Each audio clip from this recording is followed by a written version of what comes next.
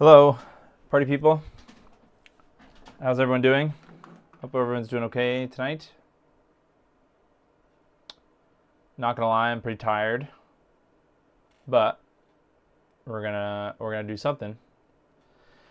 We're gonna talk. Eventually, we're gonna talk about the OSSC Pro, or we're gonna not talk about it, but we're gonna use it. And I think we're just gonna play some NES since that's what we got working last week with the NES RGB, or earlier this week, I suppose. But got a little bit of unfinished business or stuff to talk about before that. Also, there's well, we'll look at the Junker HQ site because somebody messaged me on Discord, Hazuki, about this adaptive line multiplication mode, which could be the answer to the scalar issue that we're having, scalar latency.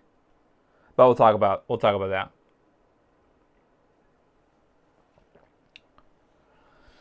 I'm just kind of waiting for people to kind of come in. While we're waiting, I suppose. Oh, I did happen to get this the Raspberry Pi screen in that I was talking about. Was it last week? It might have been last week. And it is it's huge. It's bigger than I thought it was. So this is it's. I guess I can plug it in. I'm having a problem though. The fan, there is an internal fan, and it doesn't work. So let's power it on. I got rid of my overhead cam for tonight so that I can actually play NES, but we'll wait for this to boot. It's not screwed in all the way either, but that's because I was fiddling with the fan. But it boots up pretty quickly. I mean, not super duper quick, but it's kind of annoying to show you it, but. And there, it's already in the thing. It's already in the Raspberry Pi OS. Put it in the Raspberry Pi OS. So I looked into. I wanted to use this. This has a Raspberry Pi 4 in it. My end goal, eventually, when I get around to doing it, is creating a Stream Deck replacement. The problem I have with the Stream Deck. You can see in the background. I use it to turn on the smart lights and stuff in my room. So I have a bunch of smart outlets and things. Plus, I would like to use the Stream Deck over here to switch OBS scenes, but it's connected to that PC right now. But the reason it was connected to that PC is because I use it to turn the lights on and things. So the problem I have with the Stream Deck is it doesn't work when the computer is not turned on. So that's my main problem, I suppose, is with the Stream Deck is I need a computer on to use it. So the computer over here on this side where I'm streaming from is turned off by a smart outlet. So how do I turn the computer on to turn the switch on? How do I turn the computer on without turning the switch on? So basically I need an always on solution, and always on Stream Deck, basically. So I looked into this thing. I should have looked into it a little bit harder, but I looked into StreamPi, but apparently it's some kind of a client-server situation. So I would need to have the StreamPi running on a computer, but there is no Raspberry Pi server version. Actually, there is a Linux version, so actually maybe it could still might work, but I don't know. I haven't really looked into it yet because I don't really want to fiddle around with it that much until the fan in the back works. I don't necessarily know if a Raspberry Pi 4 needs a fan, but it's going to be running all the time.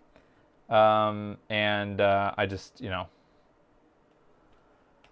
no, did I reboot it or shut it off? Okay, I don't know. So it's a lot bigger too. I think if I was going to do this again, or once I figured out a solution, once I figure out an app that will control, I really just needed to like switch OBS scenes and turn my smart outlets on and off, but that's basically connect to Home Assistant. So like be able to make calls to Home Assistant to turn on and get state stuff from Home Assistant. So if you're into Home Assistant stuff, that's kind of what I'm trying to go through. Yeah.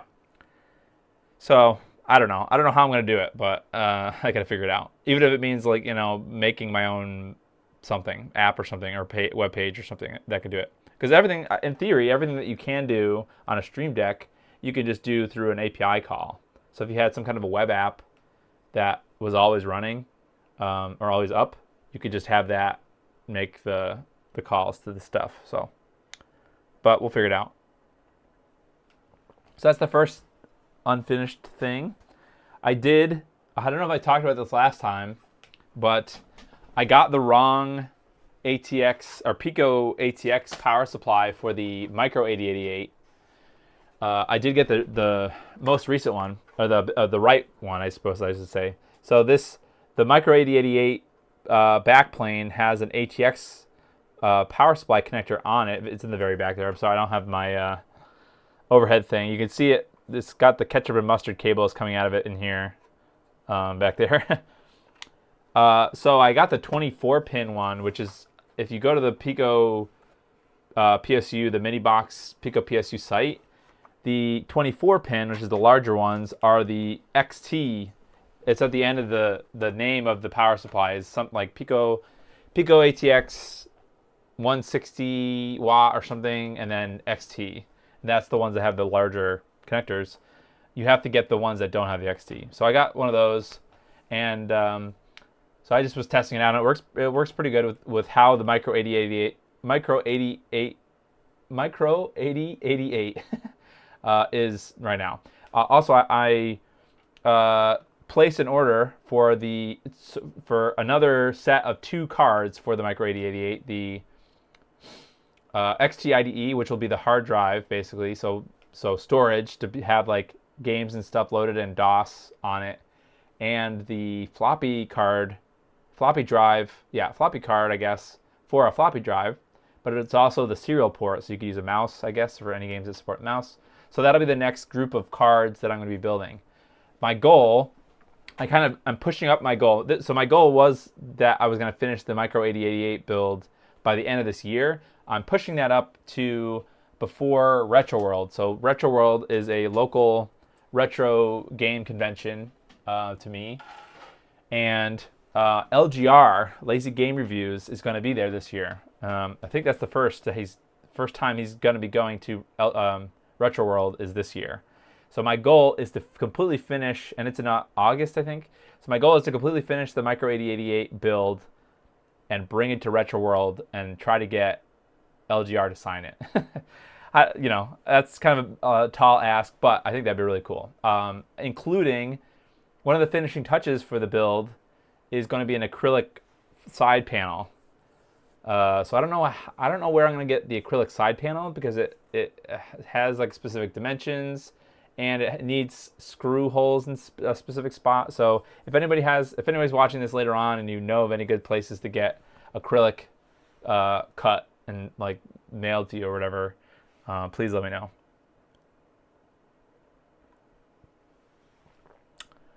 Okay, so I think that's pretty much all the unfinished business. Is there anything else that I wanted to talk about? Not really. Like I said, I'm super tired tonight, and it's sort of my bad. I also feel relatively unprepared to talk about this. Oh, I did want to say that this is probably going to be one of the last scalar streams for a bit.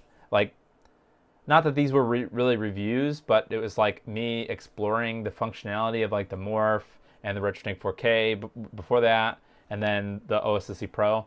So I'm probably going to take a break from these like scalar specific streams. Obviously, I'm going to use scalars in videos in the future, like playing games or testing consoles or whatever. But it's not going to be for the specific goal of like sharing my experience with them.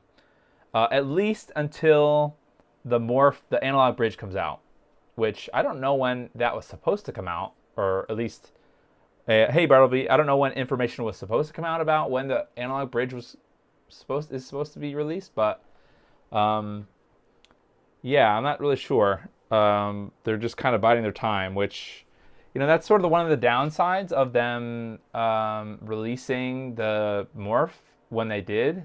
They basically, in my opinion, anyways, this is not like hardcore facts. This is not like, I'm not like in their team meetings, like discussing their strategy with them. I feel like they just saw that the RetroTink was here, the RetroTink 4K was here, and so they needed to have the morph come out in order to have something out there for any notion of like a competitor. I don't necessarily know it. See, this landscape is sort of strange because I don't necessarily know the types of people that will only buy. Well, I don't know. It's probably not that many people, but I don't necessarily know if people are like only going to buy the RetroTink 4K and then not be interested in the morph or whatever. I feel like a lot of people that bought one might be interested in learning about the other one. So I can't necessarily say that people who bought the RetroTink 4K are just never going to buy a morph or never going to think about a morph, right? So it's not that way. Plus, this is a it's going to be an ongoing thing. Like features are going to be added. I think actually now there's new features in the RetroTink 4K.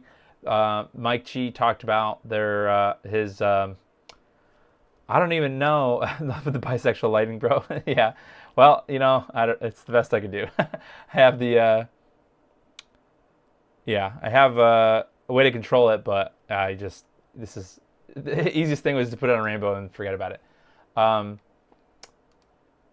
guess I'll show that before we talk about the OSSC Pro. I thought this was cool, and I don't know if this is like a new feature to scalers in general, but, and of course it's Booba. This is like a GIF, so you're gonna see an alternating kind of. It's kind of, I guess it's like aliasing. I'm not really super familiar with this game. I mean, is it some kind of like Dead or Alive or something? I don't really know fighting games that well, but there is this like heavy duty sort of jaggies. I don't even know like what is this how it's just been if you were upscaling this game. Can I make this bigger, or does it just stop it? If you were upscaling this before, is this just what it looked like? I don't even know. I don't even know what console this is. But there's this new sort of edge adaptive interpolation, which I guess is a new algorithm or something that Mike has been working on or implementing that really smoothens the jaggies. So it's kind of it's still sharp pixels, but it's sort of aliasing or interpolating the edges of colors, which is really kind of cool. So, and in my opinion, it looks better. I mean, it doesn't, obviously, this is going to, I don't mean this to sound negative. I just mean there's only so much that you're ever going to clarify or clear up, older consoles, like make them, it's not like you are making them, not like you're, I don't know. This is a terrible word, but like you're limited to the original assets and the polygons of the original console, right? So this, in my opinion, is sort of like a improvement to original console output. I won't say that it goes into sort of like this is no longer realistic to the original output. I mean, obviously, the original output for most of these consoles was on a CRT, so your CRT would be doing a lot of this blending and stuff anyways. So I guess it kind of is, right? So the artists, what the artist intended and the artist's intent, it's still maintained. So it's not like you're making up stuff, or it's not like this is not the same as like if you look at a PlayStation 1 an emulator, like a PlayStation 1 emulator, where you can do things like, there's 4K textures, and like it just looks almost not completely different, but it looks different. Like you slapped a game on a completely different system, and it looks sharper and the textures are smoother. This is not really that, I guess. This is really more taking what you have and kind of smoothing it out. So I don't know if this is necessarily a new feature, but or new feature in general, right, to all of scalers, but is a new feature for the RetroTink 4K. So I think that's pretty neat. And as far as I know, I don't know if the Morph has this capability or will have. I don't think this capability exists. So what I also think is interesting, though, if you look at it, not every edge is enhanced or changed, right? So like if you look at the top, and sorry for this is a classic Mike Chi Booba post, but if you look at like the bottom of her leg versus the top of her leg, the bottom of her leg is not changed at all, at least in this GIF that Mike posted. So interesting, and so it's experimental. Hey Artemis, how you doing? Renee says the stuff with the PS1 Gem Direct Mode is so disappointing. What do you mean PS1 Gem Direct Mode is disappointing? Hopefully the RetroTink 5X hasn't reached the last of its potential. No, I think that Mike is backporting. I wouldn't say he's backporting everything, but as far as I know, there's a lot of improvements that are coming from his experience with developing the 4K and going backward. So I guess in every case, people like to say, they like to look at things from this exact point in time, right? They compare all the scalars, at this exact point in time, which is fair if you're trying to judge the fairness of the cost of something now, right? Is the Morph worth the $400 or whatever now? With no analog bridge, whatever like that, I think that is a fair question to ask. However, that as far as I know, they will continue to improve things. With that being said, we'll have to see where it goes because we're still waiting on the analog bridge. So I don't know. I don't want to talk too much about that because I don't. I trust Dan, I suppose, that he'll deliver the analog bridge. So, hey, Wobbling Pixels, the new Retro R4K firmware is public. Yep. I was just talking about this Wobbling Pixels, this edge adaptive interpolation. So, new feature, I think, right, for the RetroTink 4K. There's nothing like that. As far as I know, I don't even know what console. Like, I would be curious, is this a Saturn or is this a PS1 or something? I think it might be a Saturn, which. Actually, coming soon, I might have a stream coming up be working on the Saturn because I have the Will's Console Mod Saturn switcher thing. I have a Fenrir, and I bought the Saturn switcher mod, which lets you use either. So like the Fenrir kind of takes up the spot of the original disk drive of the Saturn, but with the switcher, it kind of lets you mount the Fenrir internally or somewhere. I haven't thought about it in a while, but it lets you use both a disk drive and the ODE, Fenrir ODE. So that's something that I would like to do and kind of get back to Saturn because I really don't. I kind of feel bad because I only talk about the consoles that I'm super familiar with, and I don't. While I don't feel comfortable saying that I'm like a I will never claim that I'm an expert in anything, really. But, I would like to give the experience or talk about my experience, I suppose, with consoles that I don't have experience with just to kind of share the projects that are out there and hopefully for the developer's sake, maybe ways that projects and things can be improved. Because I think I just have experience looking at different projects, talking about them, maybe not at a technical level, but seeing all the projects that are out there, I suppose. And I do kind of hear people's gripes about this or that. So, I don't know. Fenrir's dope. Got to boot up that copy of Panzer Dragoon Saga. No, I literally only have a single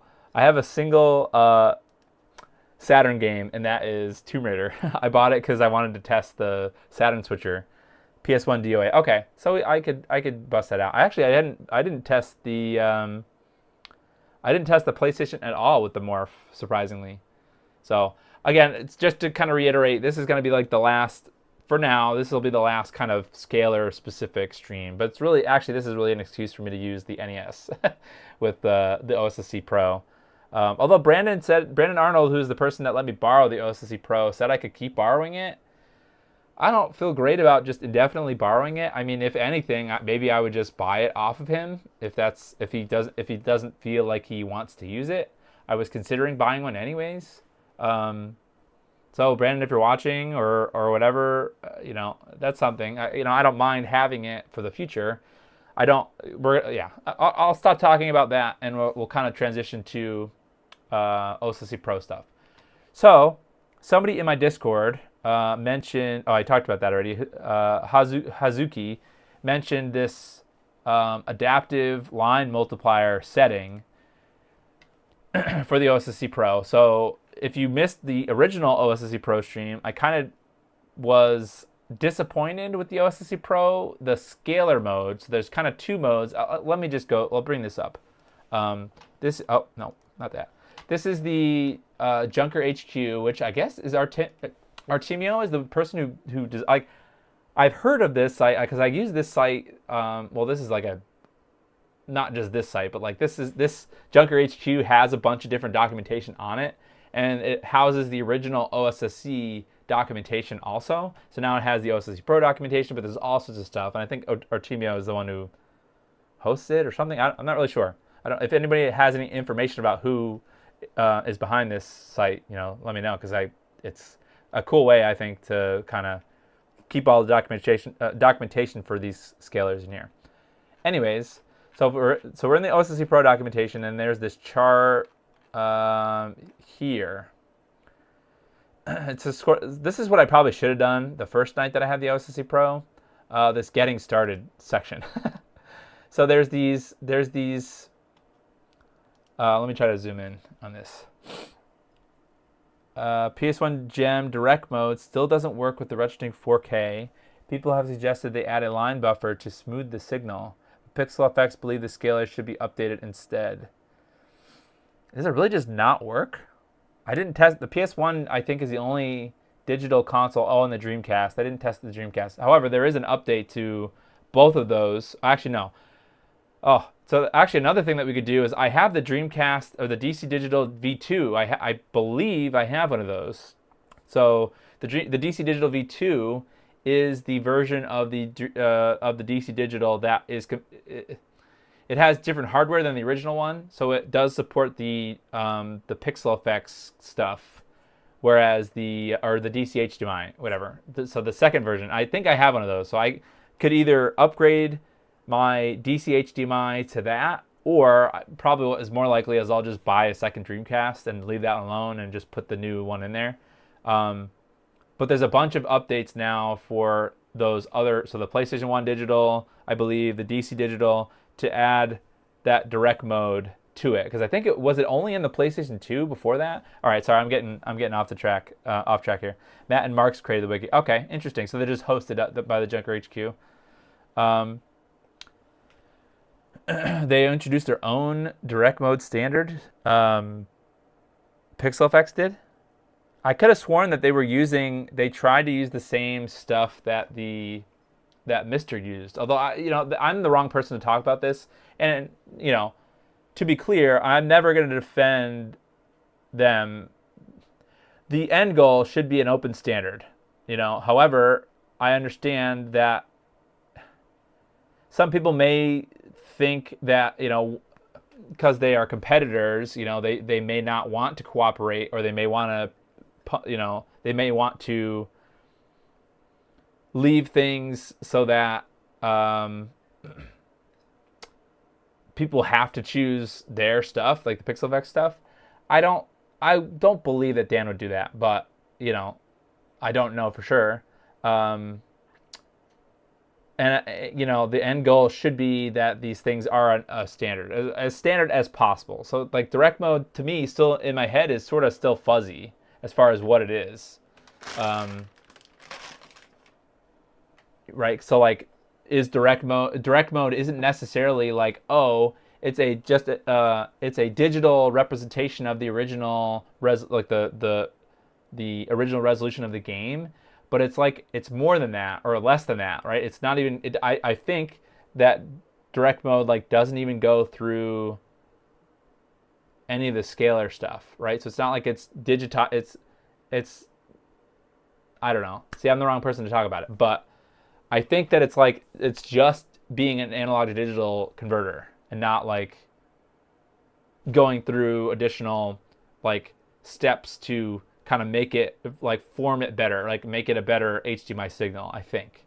So in that case, you're kind of up to, I don't know, you're kind of up to whoever develops the mod as far as what that output's going to look like. And in that case, Mike doesn't make an HDMI mod, right? Or nobody else really, other than PixelFX, makes an HDMI mod. So it's really PixelFX kind of. Well, I could be lying about that. I don't know of many other people that make HDMI mods for the popular PS1 and stuff. So they're just developing stuff, right? And to me, that doesn't seem like they're trying to develop stuff to spite Mike and vice versa. So I choose not to believe that.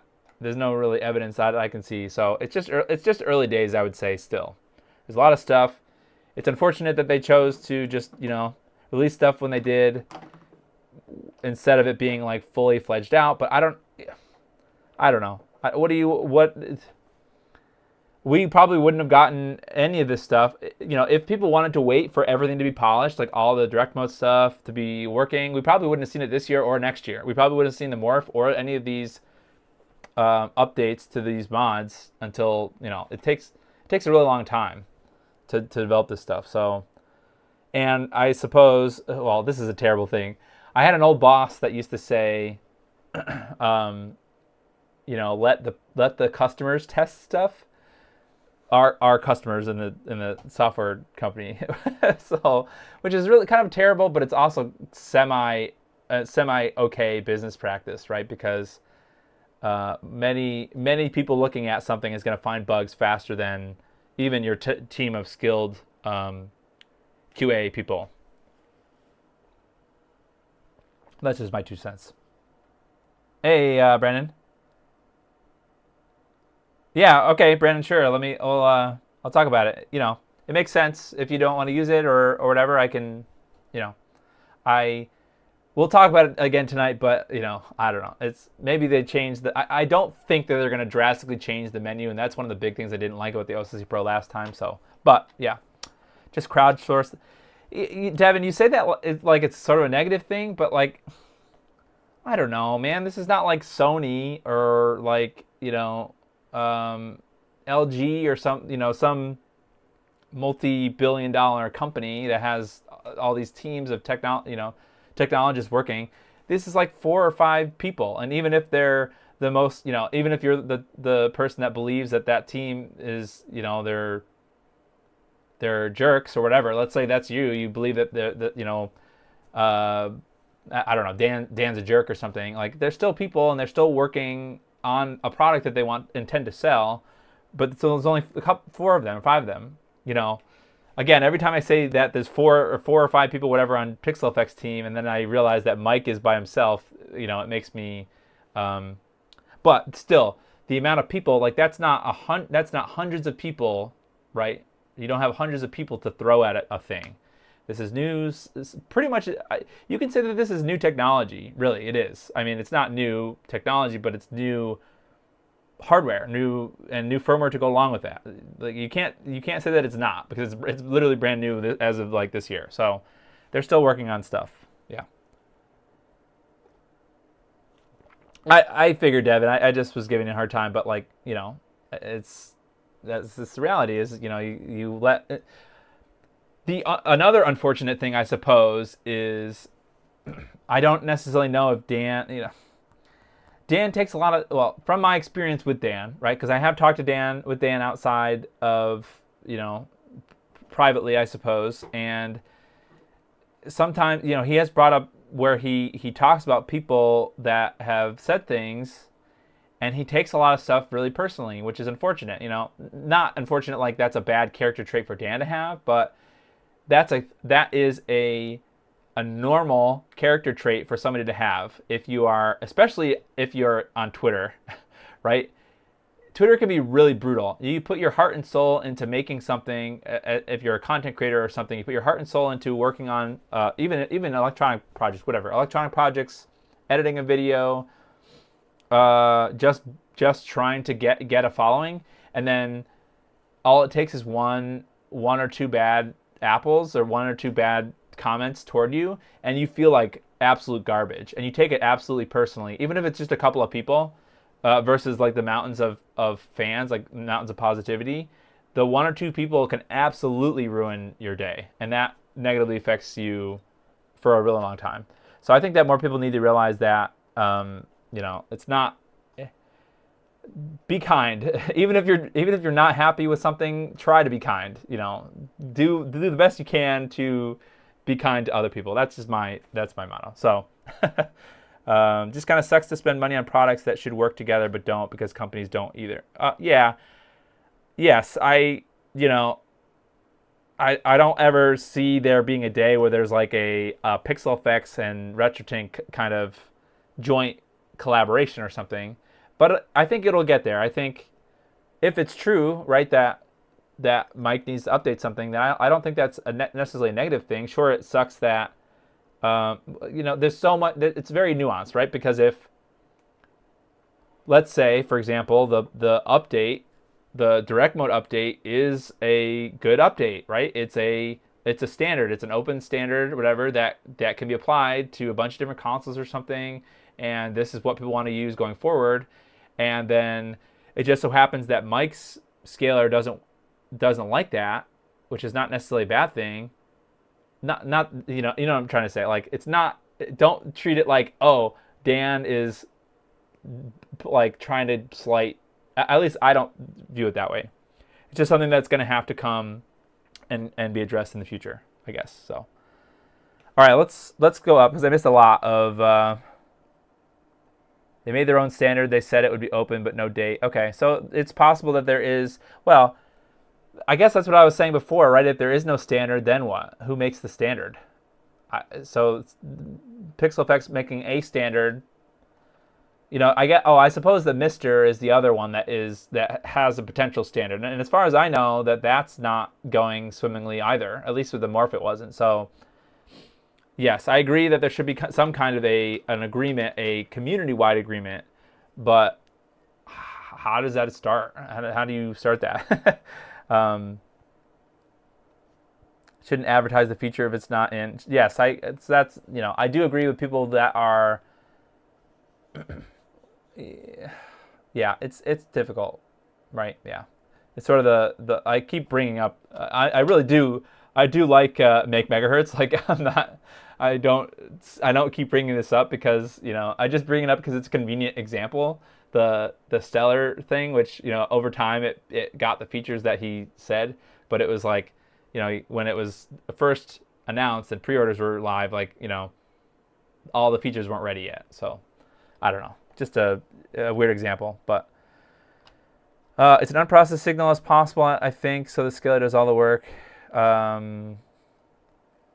I don't think they created FX Direct for lock-in, for the record. Okay.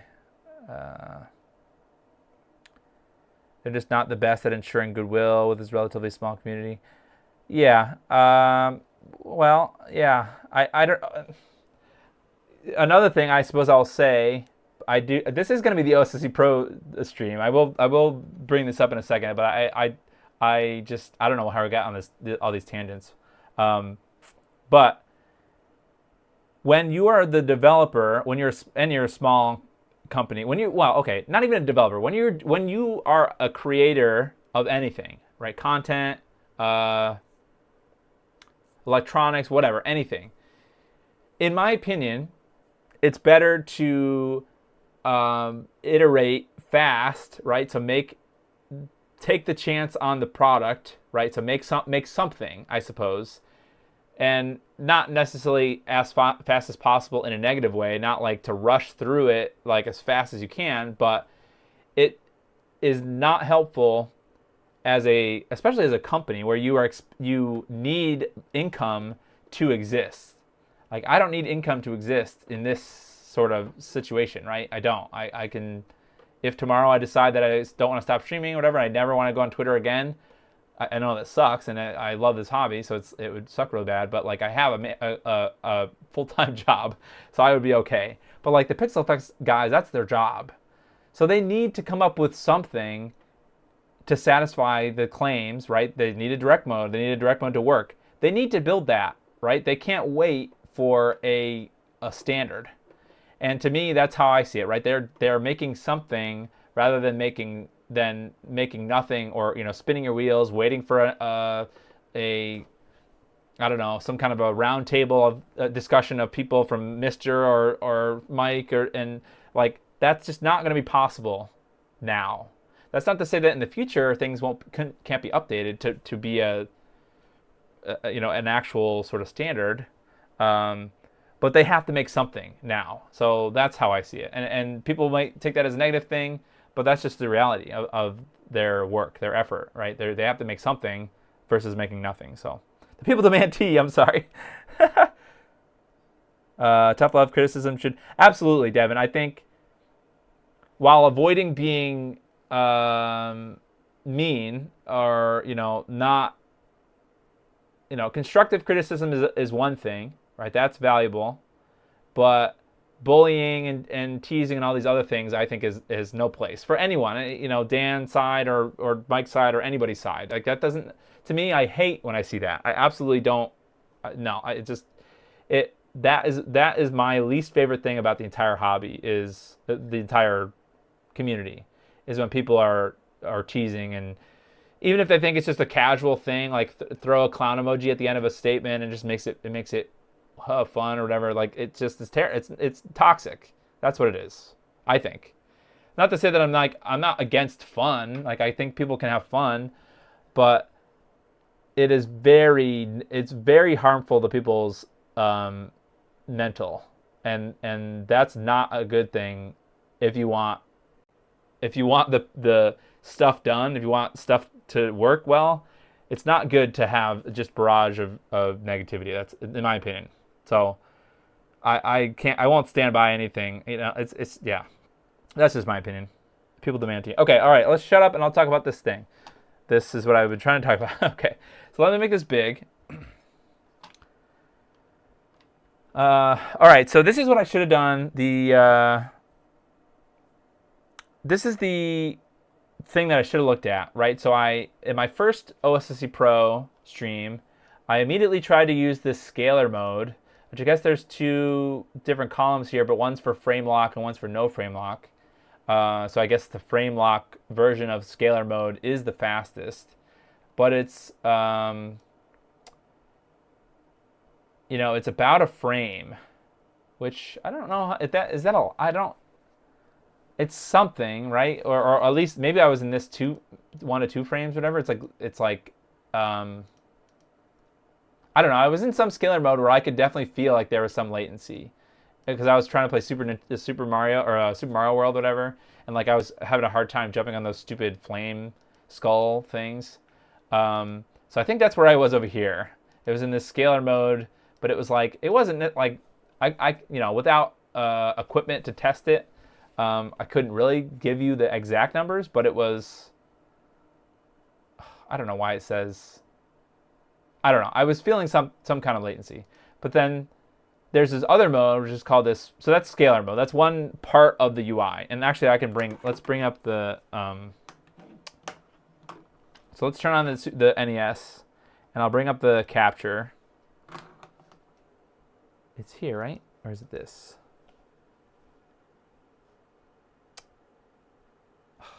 I think what happens is there's another thing I don't like, I suppose. If there's no input on the input that is currently selected at the OSSC Pro, you can't bring the OSD up, which is awful.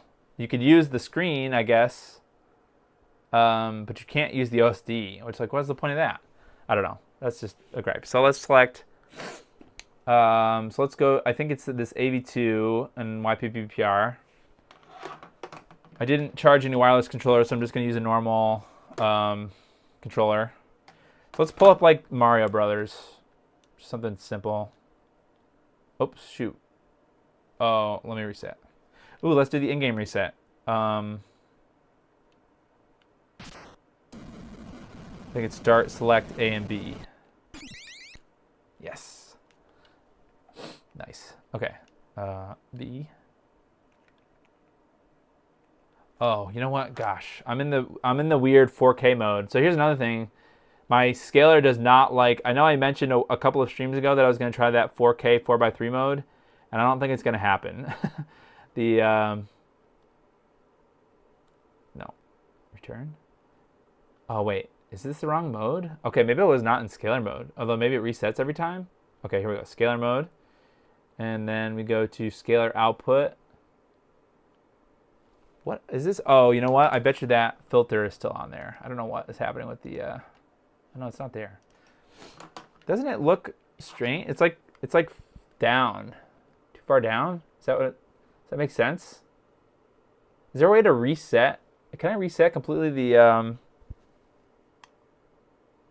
My AVR has the same issue bringing the OSD up.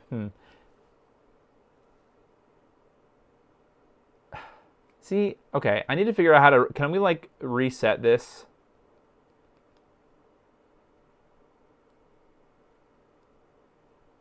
Okay, reset profile. Sure. Just bring me back to normal. Doesn't this look wrong?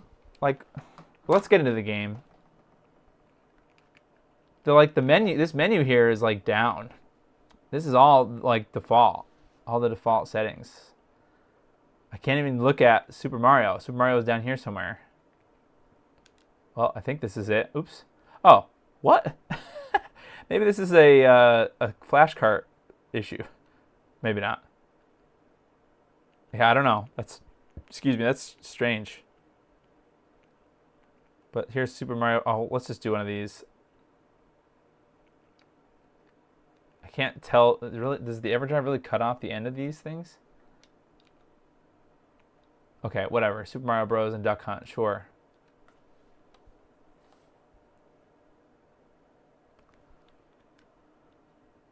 Okay, so the game, is this the cut off? At the bottom? What is happening? Is this a problem with my NES RGB? Let's unplug the cable and plug it back in. No, I feel like this is a problem with my capture. Yeah, look at that. That is weird, isn't it? It's like tall. There's no filter though. Oh, it's set to. Okay, I see. That still doesn't fix it. What in the hell? Okay. I guess I'll try the other capture card, but it could be not liking this capture card. Is this loud? Is the game loud? Let me turn it down. Wow, I should have tested this beforehand. I didn't think it was going to be an issue. Are all EverDrive UIs that bare bones? Yep, pretty much. That's all. That's all right, let me see. What do I need to unplug? Yeah, they all kind of look like that. I guess we'll try the Magewell. We'll plug this into that. Oh, I can't. Man, this is really going to throw a wrench in the works. Well, let's just see if I can do it on the... let's see if I can do this. I'm super unprepared for this stream. Oops. All right, let's connect the NES to the Magewell. The only problem with that is I won't be able to... I will not be able to... Oh, see, that's fine. I won't be able to play it on my OLED because the Magewell USB capture version 2 or whatever it is doesn't have an HDMI output. Is this the completed open source NES? Yes, it was. Yep. Yeah. So this is the OpenTendo with the NES RGB in it. So which we got working last time. Oops. Sorry, this is wicked loud. Sorry, I didn't realize the game was that loud.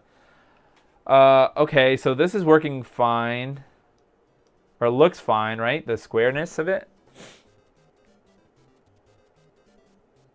Maybe I needed to select. Let me put this back. This is just to fiddle around with Wirestream. Gosh. You guys are just gonna hear weird grunts.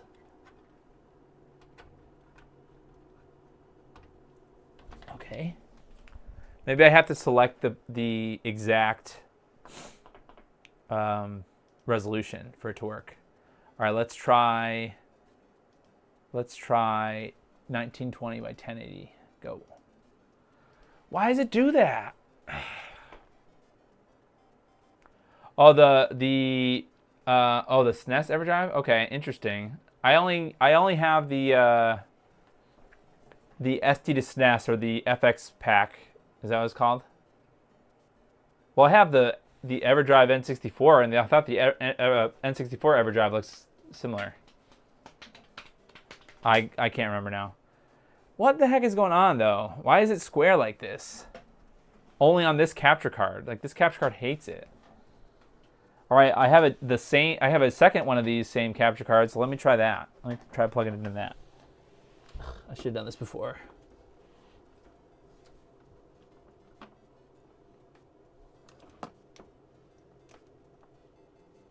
Is this not plugged in? What? What?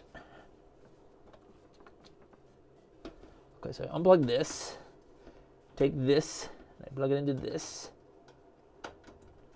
And then I go to this. Okay. All right, so it seems like there's something wrong with that first capture card. That's something. Maybe I have to, I don't know. All right, forget it. All right, now we're good. All right, so now, maybe we can try that 4K mode now. All right, it probably seems like I'm just ranting. I like not explaining myself, but the OSSC Pro, if you go to, so we're still in this scalar mode. Oh no, we're not. Line multiplier mode. Yeah, so we want to do this scalar mode, and then we want to go to scalar options, I suppose, and then we're going to select this, which is it's like a 4:3 4K mode. So it's a good sign that the capture card accepts it, but now we need to apply a 4:3 aspect ratio filter. I guess I have to do what, bilinear or point? I'm not sure which scalar filter to use. Bilinear? I don't know. And then put it in 4:3. So now this, oh my God, now what? I guess it's working, right? It didn't center it on there. Okay, so that's the 4K 4:3. It's gonna burn in my OLED. Well, thankfully the OLED's not it's not showing this right now. Mario's mustache is gonna burn in the OLED. That's funny. So this is that 4K 4:3 mode. Now, unfortunately, if I switch the OLED to let's see, what's the right remote? I have 1,000 remotes right now. Okay, it's this. Then I go to HDMI 2. Okay, so now I'm able to see that, but it's gross. I have to switch the OLED to 4:3.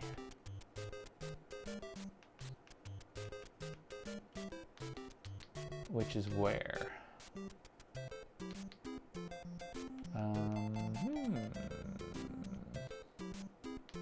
At the top here, I guess. Yeah, there we go. Picture, aspect ratio, original. Sure. Cool. Awesome. Okay, now I'm able to see that 4:3 4K mode on my OLED. I do see some kind of, in the green, it's like, all right, this is not like, I'm not trying to like pick apart this image, but this is like not optimized. The scalar mode is like not optimized, or it has some kind of optimization, but not like the line multiplication mode, I think.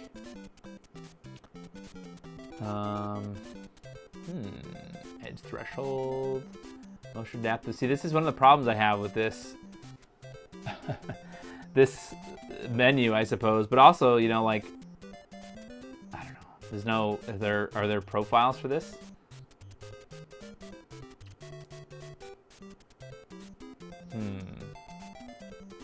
All right, let's just play for a little bit.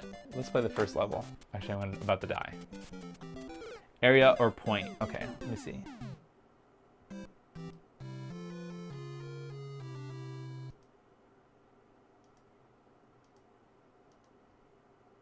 Okay, cool. Line multiplier has also the 4K mode, the 240p content. Okay, interesting. So here's the scalar mode. So the advantage of, I guess I'll talk through what I was like just freaking out about before.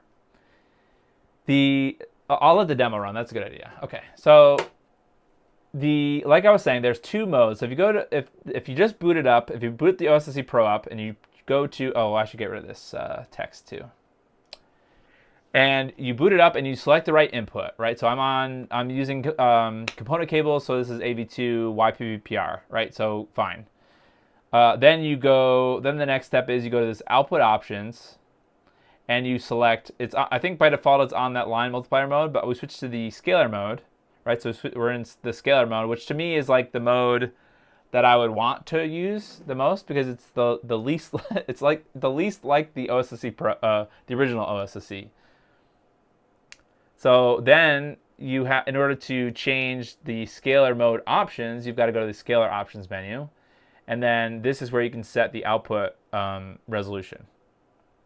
So there is, most people probably, well, it depends on what your monitor is. If you're just doing a 1080p monitor, I don't know why you might have a OSSC Pro, but you can use 1080p. But if you've got a 1440p monitor, you can use the 1440p.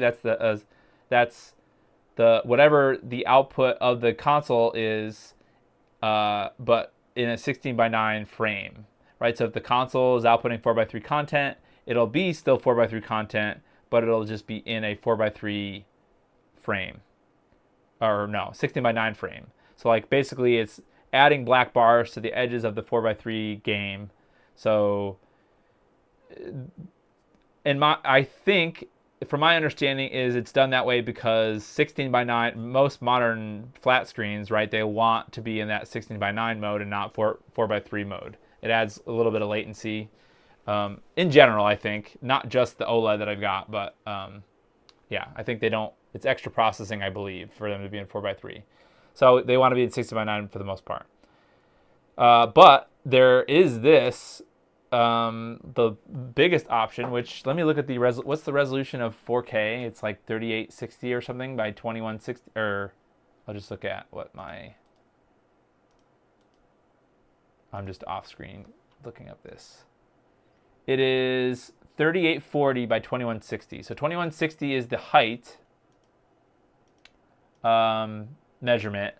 So that's what the height measurement will be for this, but the 2880 is the width, which is it's putting it in a 4:3 frame. So essentially, if you have a TV that's compatible and it doesn't really add that much latency, you could get away with this. And it's, it should be in theory, I'm sure there's like I'm sure you might have to find the other optimal settings to get it to work, but it has the same amount of pixels, the same amount of 4:3 pixels as the Morph and the RetroTink 4K. Sad that about the C2. Yeah. Switch to scalar menu from generic preset to NES preset. Oh, okay. So there are some they're not like profiles, but they're like these built-in sort of. The OSSC Pro didn't really have these, right? You'd have to use the you'd have to use profiles to get any sort of console-specific settings. However, the RetroTink 5X did have some more specific, or like kind of like built-in profiles for different things. So I think we need to go here. So this is a 240p resolution game, right? So right now, so this is in the scalar options menu. So this 240p mode, if we switch this from generic to, is there an NES one? Mega Drive, PSX, maybe it's SNES. It says no. Okay, I can do it on the. I forgot that there is a screen on the front that we can just look at. I guess it's what, SNES is the equivalent one. I don't see an NES specific one, but there is an SNES one. Wow, that does look pretty good. So that's like your generic. That's your. Oh, press OK. Thank you, Wobbling Pixels. You know, I appreciate you, Wobbling Pixels, to show up to these streams because you give me a lot of value and you show other people what to do. I do think that there's probably a guide somewhere, but yeah, my monkey brain is not good for that. So then you gotta hit OK to apply it. Okay. Oh wait. I see. Okay, so if you don't want it to apply, I see what you're saying now. So if you don't want to scroll through every option and like the screen is gonna refresh, whatever, and you might drop sync on your scaler or your not scaler, capture card. You can go to the mode and then hit OK, and it gives you every option. So that is a good call. And I think this game is the first one. Yes, it's the 256 column one. Yep. So now, as far as I know, this is as good as it gets. And then somewhere we have to do frame lock, right? Oh, it's on automatically. So this is as good as scalar mode is gonna get. So let's just play a round, or a level. I mean, I'm just trying to feel. I mean, yeah, I can't like give you a qualitative measurement of it. And again, this is like, or a quantitative, I suppose. This is not like a scientific measurement of the output of this. But somewhere between the OLED in 4:3 mode or the scaler itself adding some latency, I do, there is some. And I'm using a wired controller too, so, excuse me. So yeah, I kind of wish in the future I want to put the Mr. Laggy connected to this. Oops, shoot. So it's fine. It's pretty fine. I mean, it's not pretty fine. It's mostly fine, I would say. If you just want the nice looking pixels and 90% of the way there, maybe a little bit of latency, you don't mind that much, or if you're not sensitive to it, I think this would be fine. Like if you're casual, if you like give it to a kid or something, they probably have no problem with this. But I can notice that there's a little bit of something latency. So that's the scalar mode, and that's as far as I'm concerned, that's like the easier of the two modes to set up. Not easier, I suppose, but this is the one I would want to use, right? Because it's like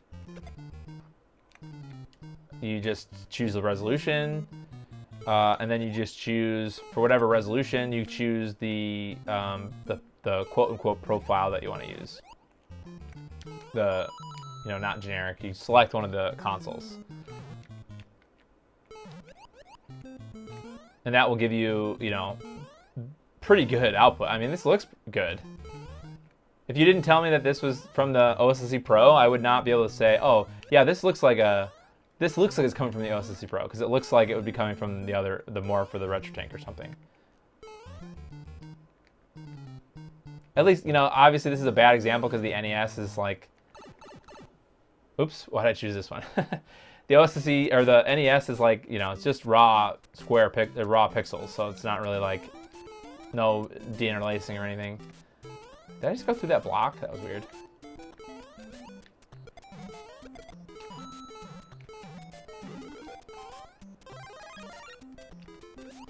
And I'm glad that my NES RGB works. That's a weight off my shoulders. Better than playing in the OBS preview. The OBS preview thing would have to come down to which capture card that you have. I know that Epos Fox did, anytime he reviews a capture card, he does, well, most of them anyways, he'll do some testing in the OBS preview as far as the extra latency that the card adds if you want a game in the OBS preview window. But I would never recommend somebody game in the OBS preview window. Even if it is like half a frame or something, it's still not going to be nothing. So it's definitely worse in the OBS preview window for sure. Yeah. What the heck? Did I just go through that? I definitely would like to play. I'd like to play the OLED more than the OBS preview window for sure. However, you know, the monitor that my OBS preview window is on is also not like a gaming, like high refresh rate monitor, so that's part of it, right? The as far as like, it's not like a 1 millisecond gray to gray or whatever, you know, like a traditional gaming monitor would be. But with that being said, I would rather play on the OLED for 1,000 times. I never tested the 4K in line multi-mode. Okay, interesting. Try to switch to multi-line adaptive. Okay, so that's what I wanted to switch to the multi-line adaptive. Okay. So this is the scalar mode, right? Well, Devin, I think Try mentioned something about like if you're using, I don't know. I'd have to watch it again to know exactly what he said. But there's like, if you add different features on the OLED or whatever, it's like, is it like HDR or something? Like you add different features to the OLED, or like you enable them or use them, I suppose. Those things, like there's like a budget, there's like a latency budget or something.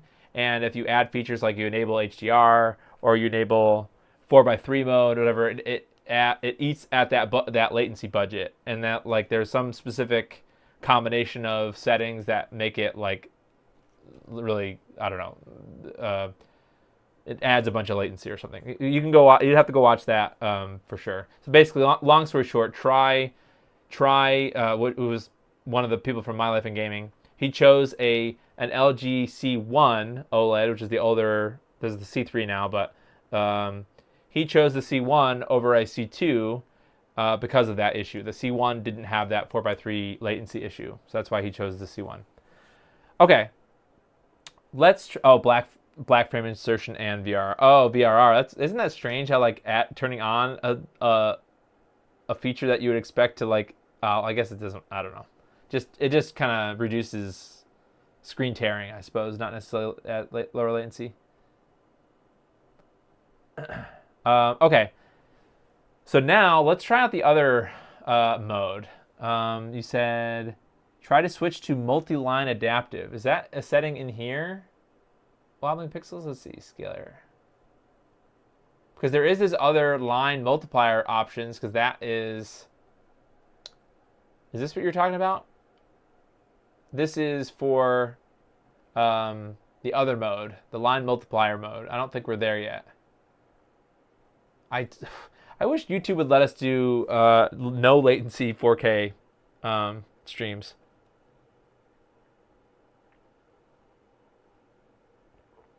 Is there an option here that you're talking about?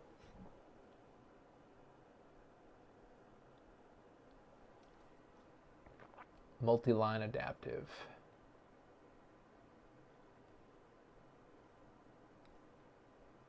That is a cool feature where you can click on it.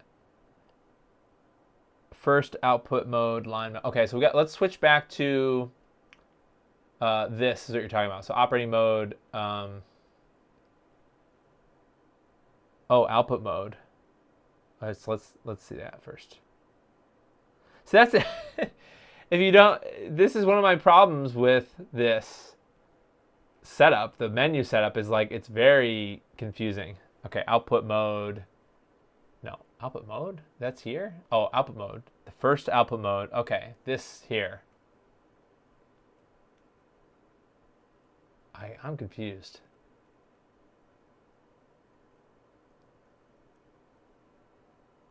F output mode? Oh, first output mode?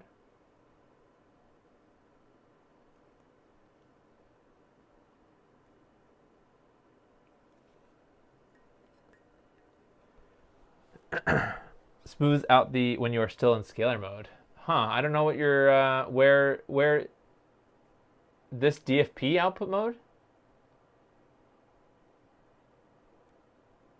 Go to output mode. That's this one of these two, right? Here. So this is like the most terrible game of telephone ever. I'm still in. I think I'm still in scalar. Yep. Okay, I'm here. I'm in the first output mode. You said, right? All right, I'm just gonna wait. I'm gonna wait in this menu. I'm sorry, guys. Trying to get this good experience. Okay, back again. Back again from here. I'm gonna wait. Oh, brother. There's about 30 seconds of delay.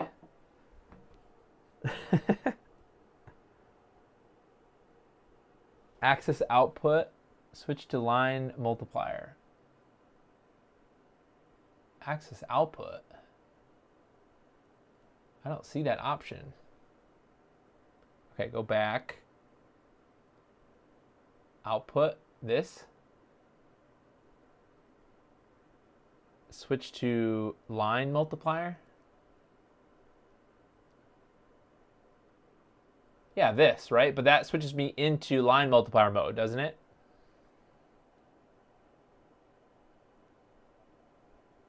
This is the true OSSC Pro experience. I'm trying very hard to, now, I guess I could be trying harder. I'm tired. I'm sorry. I'm trying to give it a fair shake. I really am. I'm trying to give it the best I can. This is what you're talking about here? This line multiplier? So now we're in line multiplier mode, though. We're not in scalar mode anymore. That's what we want. Okay, so we're just going to go right into... yeah, I see what you're saying now. So you're saying that this is the...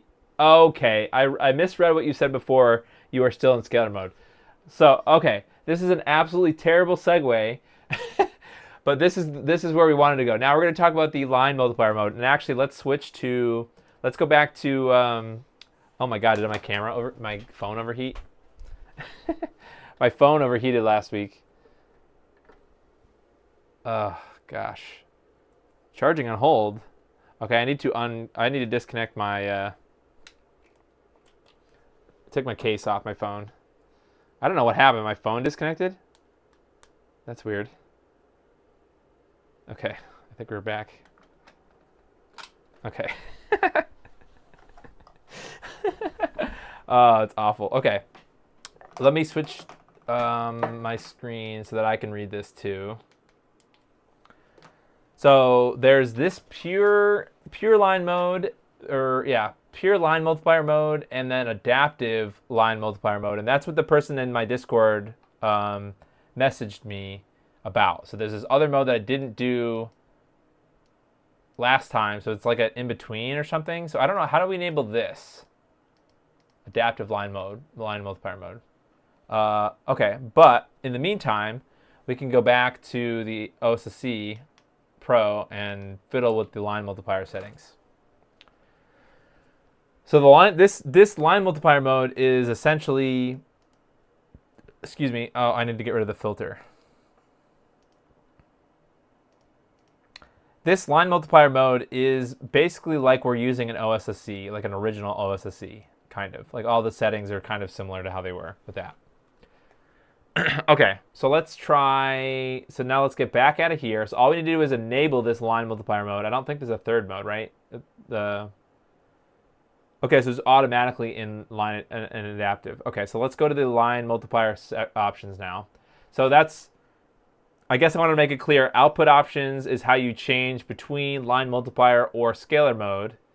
But then the actual settings for either of those modes are in their own menu. So scalar has its own scalar options, and line multiplier has its own menu. So we're going to go into line multiplier menu now, and it's automatically in that adaptive setting. Okay, great. Cool. Now I think we have to do what? We have to get the timing, or optimal sampling or something. Is there another menu for that?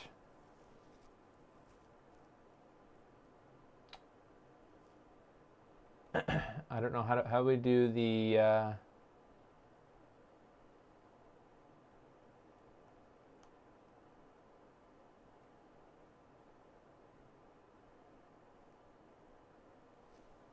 Okay, so this is what I would have been using then last time that I streamed this, because I didn't change any settings before, and I think it's automatically in that line multiplier mode.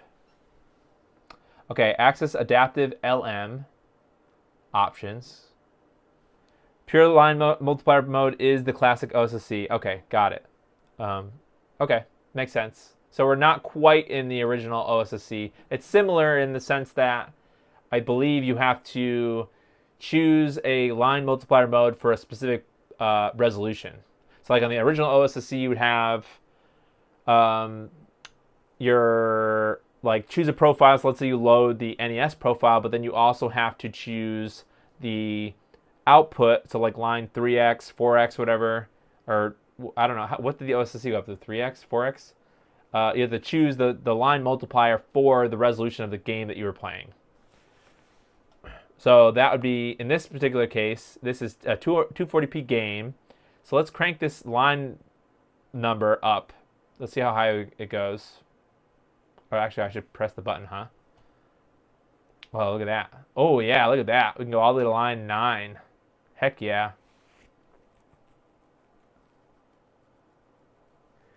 Well, I think Wobbling Pixels is actually working on some kind of content for the OSSC Pro. So, some kind of comparison stuff. So, I guess look forward to that. Cool. So that's that. Okay. Maybe I was just being. I guess I didn't. Sorry, I'm trying to formulate my thought on the fly. This is taking a while. I thought that this would be more difficult than it was to set up. Let me show you what It's kind of similar, I suppose, to the scalar options. So you basically, to get the lowest latency mode for as far as I know, well, maybe not the lowest, but this is what this adaptive line multiplier mode is, I suppose. So you go to options, you do line multiplier operating mode, then in line multiplier options menu, you leave this on adaptive, then you go down to the adaptive LM options thing.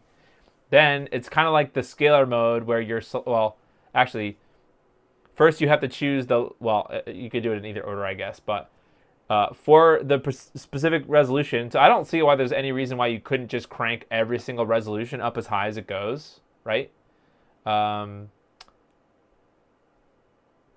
If you want, like, I guess you could create a profile that just does that, like has everything on max line mode, number of multiplier mode, I guess.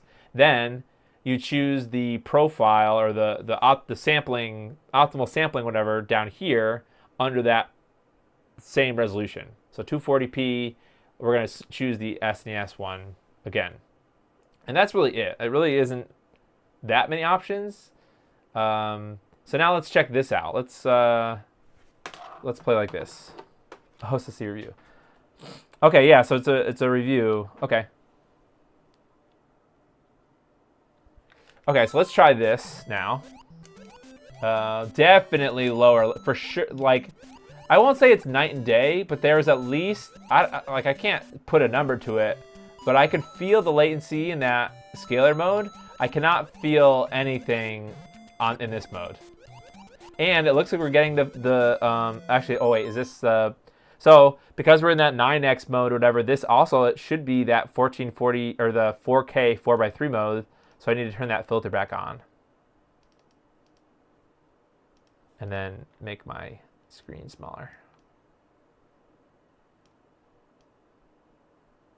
So this is not bad.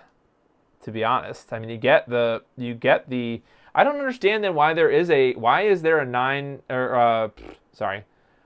a scalar mode when the adaptive line multiplier mode is better? I don't understand. What was the point of the scalar mode then? Just to have less options to be able to select? But then why couldn't there just be a new menu? Ah, get away from me, Blooper. Hey! Why couldn't there just be a menu that automated the settings?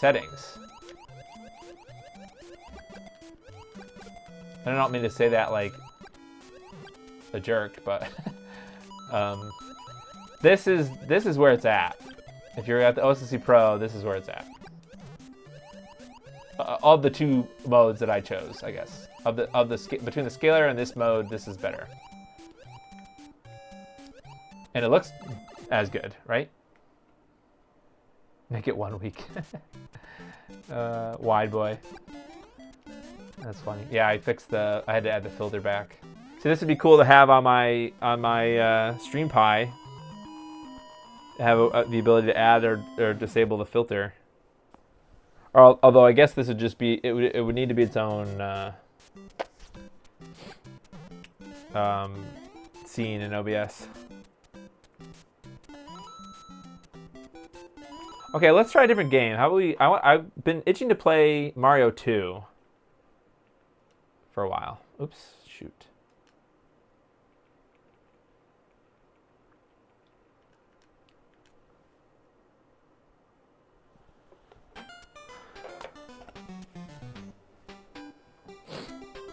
Scalar mode option is for TV compatibility. Not really, because I mean, all you'd have to do for better TV compatibility is you don't need to be in this 9x mode. You could just choose probably 8x, I suppose. What is 8x? Is that 1440p?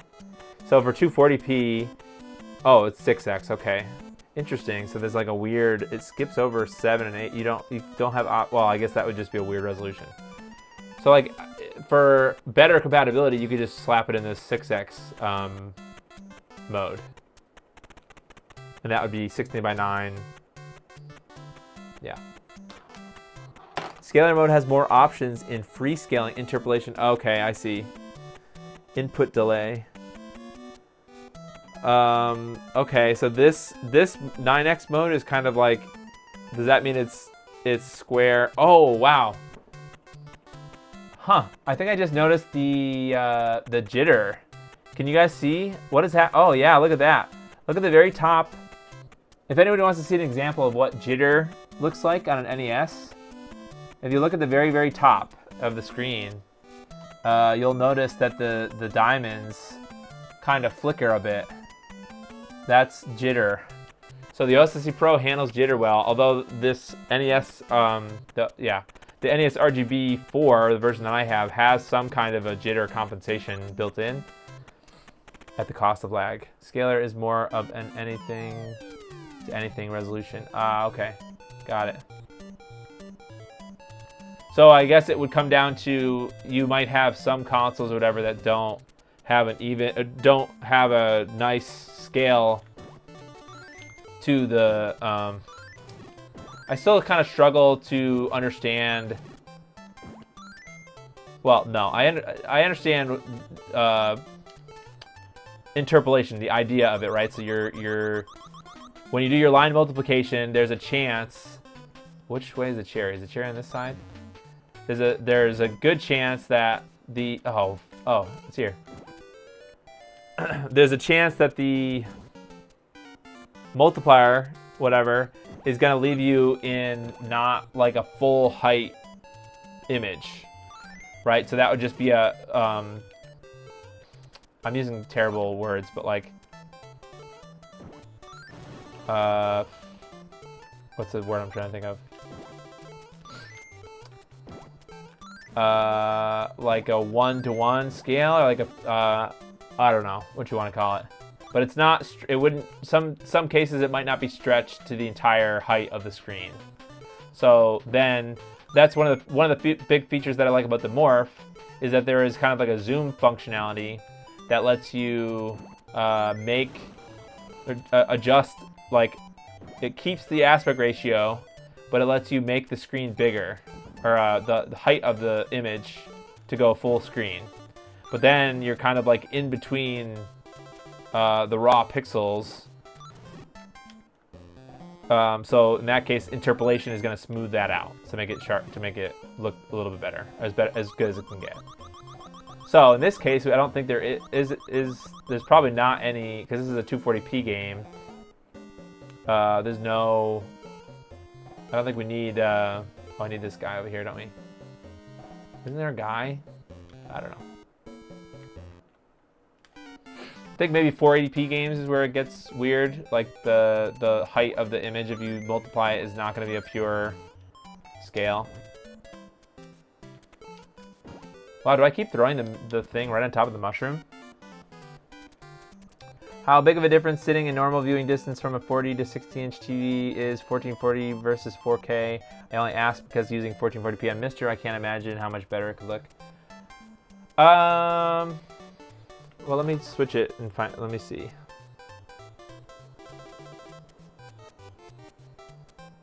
So we just switch from 9x to 6x, and then I have to disable the filter.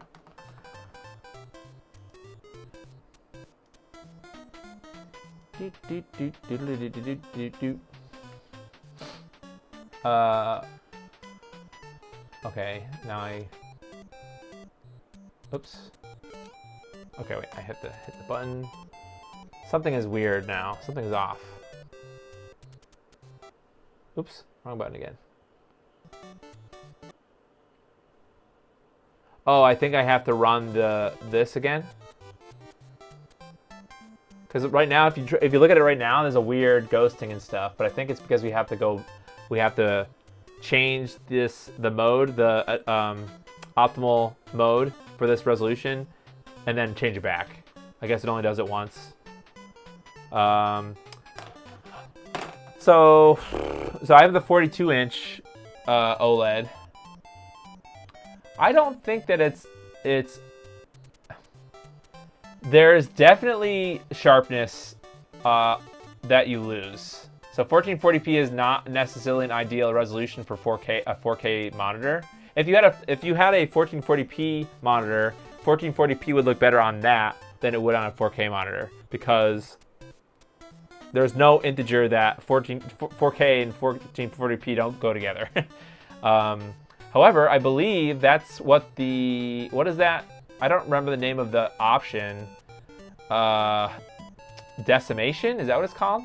Isn't that what decimation does? So like, let's say you had a 1440p output or something, which I don't think the morph accepts as an input, but just go with this. Like in theory, if you had a 1440p output of this kind of game, or like the 240p game or something, and I think decimation would allow you to have half that resolution and then scale that. And that would be better, because half of 1440p is 720, and then 720 is an integer of 4K. So long story short, 1440p will not look as good as 4K on a 4K screen. So I can notice it for sure that it's not as sharp. It doesn't look terrible for sure. Like if this is all you had, or if you already have like a RetroTink 5X or something, I think it's totally fine. But 4K will definitely look better, in my opinion.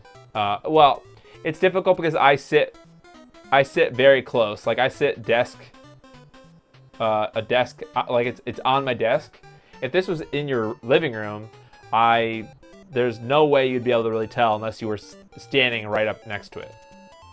But because it's only a couple of feet away, like 3 feet away from me, I can tell the 4K looks better. I hope that answers your question. Whether it's worth it is a different question. I don't know. So now we need to go back to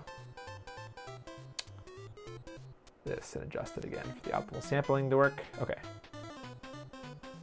So it depends on what your normal viewing distance is, right? Normal viewing distance for me is this monstrous OLED on my whole desk. I can tell 4K looks sharper. But if you were in your living room, you probably wouldn't be able to tell.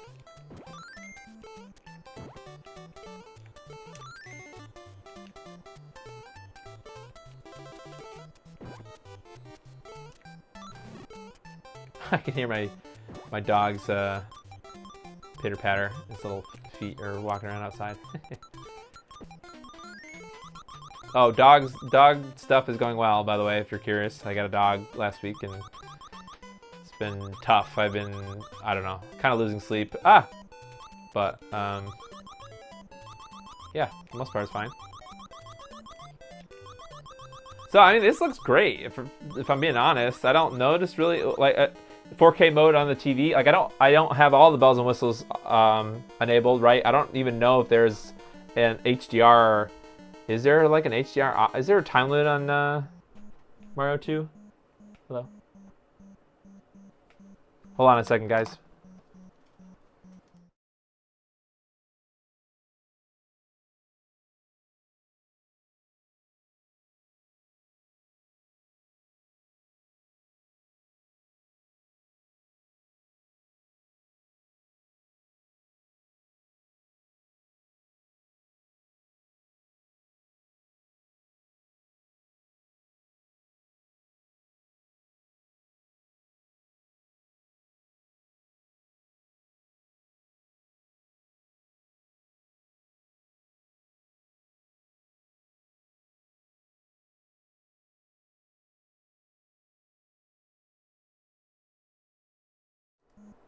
Okay, sorry about that. Dog stuff. Signing off, but I'll try and watch the upload. Thanks for watching, Marco. Okay. I don't know if there's I don't know if there's HDR settings or anything in the OSSC Pro. Not like the more for the RetroTink 4K. Oh, does this mean the fan has been off? Oh, I don't have a fan. I see. Can you add a fan and then control it with that? I don't. There is black frame insertion, but I don't see a.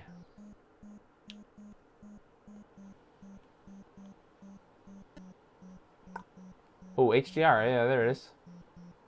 So I don't have all the bells and whistles turned on, right? So that was like with when Try was talking about that, he had more than just 4x3 mode on the OLED enabled. But most of the time I don't play with scan lines, so this, most of my videos are going to be from the point of view. Well, I'm mostly going to be streaming without scan lines because it looks better, but I also don't normally use them in person either. So I don't know. So just enabling 4x3 mode in the scalar OSSC mode, or the line adaptive line mode, I don't really notice any latency. Versus the scalar mode, I immediately noticed it. So even in I guess what I'm trying to say is even in 4x3 mode on the OLED in this 4K, it looks fine. Oh, I gotta get this thing. By fine, I guess I mean it looks sharp. It looks like it could be in like a 4K output. If that makes sense. Your dog is cute. Yeah. Yeah, thanks to my girlfriend for picking it out. She spent a little bit of time trying to figure... Oh, I gotta steal this guy's carpet. I played the Super Mario All-Stars... Oh, God, did I really mess this up? I played the Super Mario All-Stars version of this, so the Super Nintendo one. That's my experience with playing Mario 2. I didn't ever play the NES one.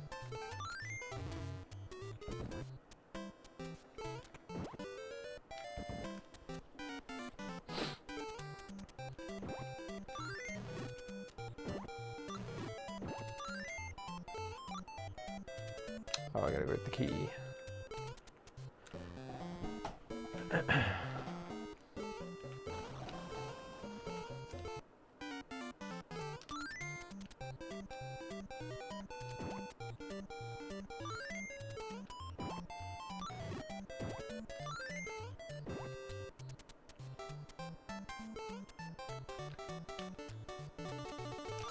Ah, come here, mask guy.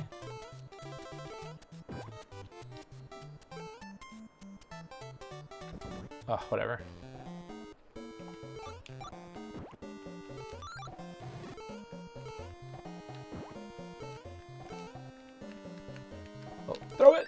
Ah! Uh-oh, did I blow it? Okay. Ah! Tiny Mario.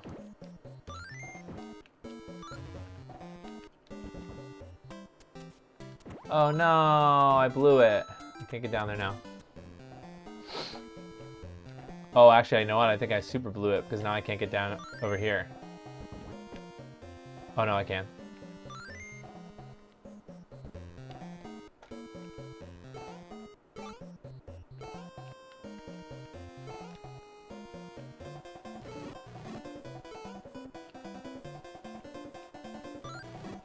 Any hearts or anything in here?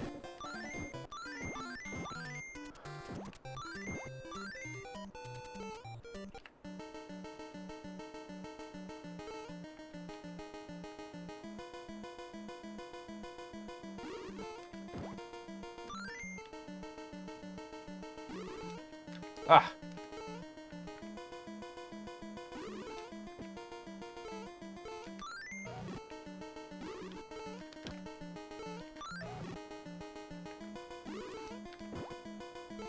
Yeah, I'm having no problem jumping on these egg things.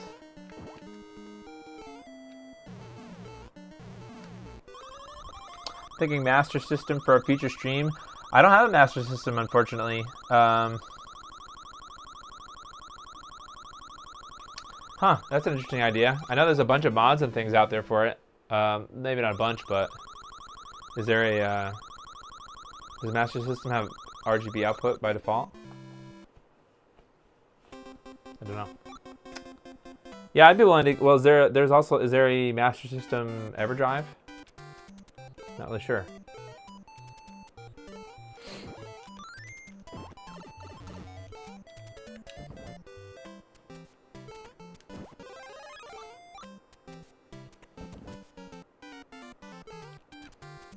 Birdo is quite the character, yeah. Yep. I remember playing these when I was a kid too. Or at least, like I said, at the Mario All-Stars version is what I first played. That's my first experience playing Mario was that. So all the 1, 2, and 3 remade on the Super Nintendo, plus Lost Levels and Mario World. Not Mario World 2 though, or whatever the one with Baby Mario. I don't know why they didn't put that in there. Or that came after that, maybe.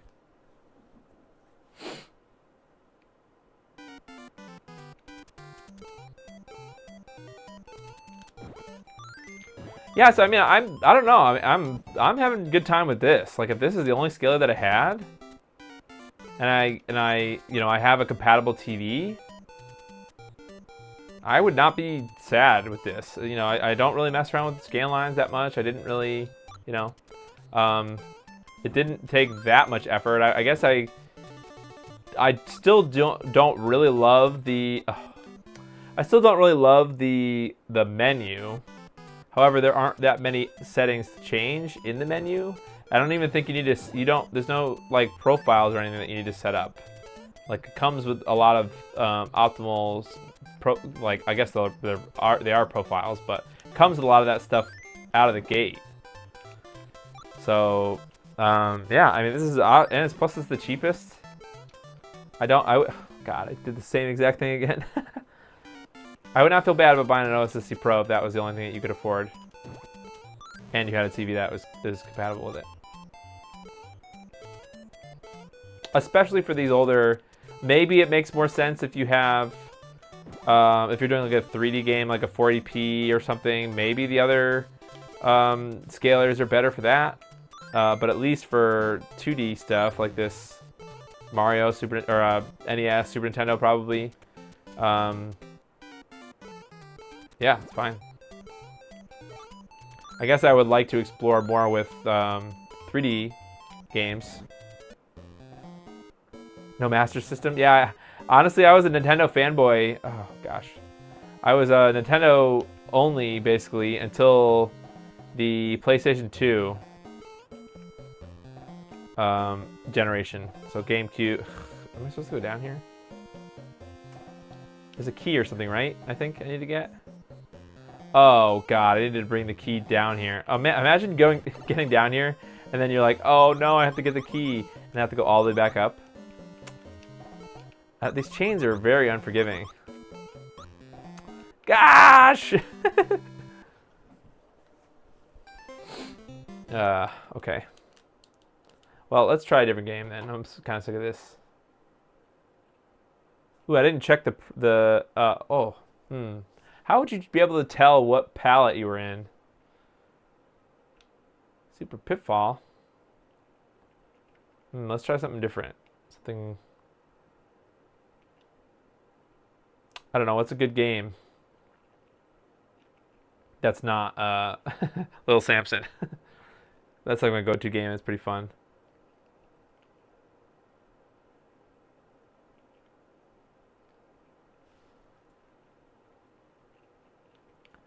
Zelda, I guess, but I don't have a guide or anything, so I might get lost with that.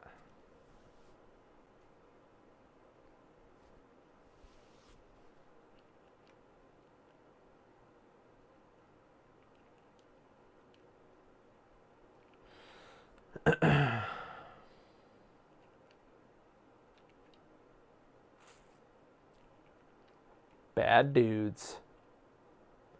Batman the movie? Alright. This one, Batman the video game? Oops. Shit. I always hit the wrong button, because the B button is really the select button, and A is back on the EverDrive menu.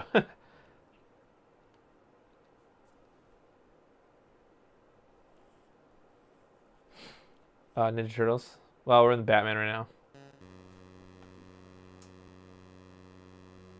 I still need to figure out a better way to get audio, because right now I haven't been playing with any audio.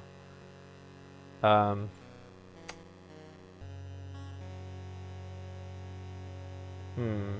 it's kind of too late to remedy that, but I need like a dedicated headphones or something.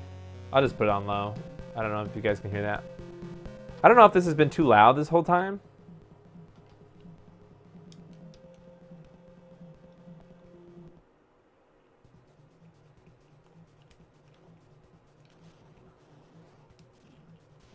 Oh man, his jumping. What the heck? Was I supposed to jump over that? What is this guy? Oh, he's really... Oh my gosh. I'm not used to this game at all. Go! Ah! Is this... Do I have a throwy? Do I have a throwy thing? Oh, I do. Look at that. No.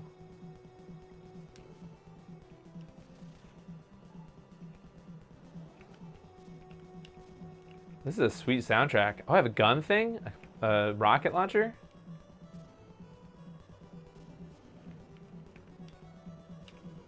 Oh, guess I can't go up there.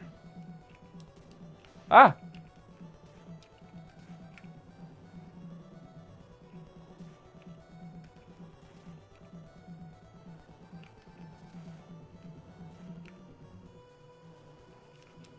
This is pretty fun. I think I played this game maybe when I was a kid. Like I rented it maybe. I never had it. But it looks kind of familiar.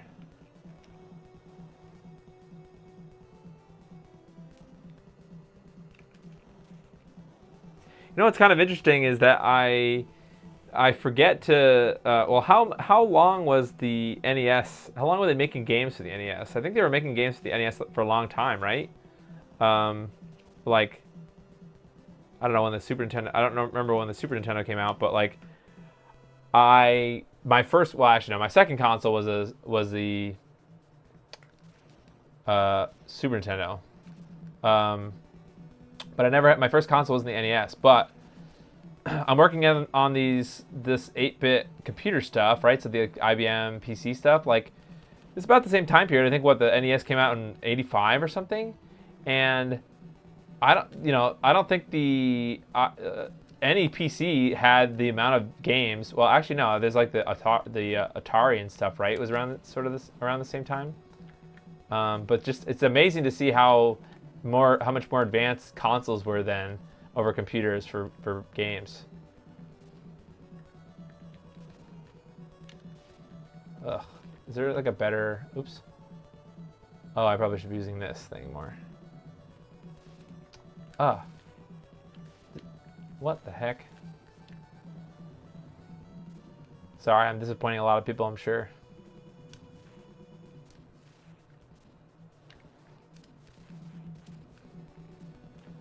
Bow.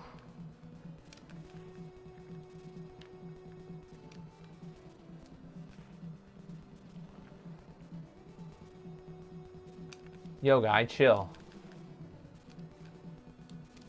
Oh, roasted. Be more Batman, less Bruce Wayne. Yeah, right. It's nice. Do you ever get game overs in this game, or is it just send you back to the beginning of the stage? That's kind of nice if you don't like get game overs.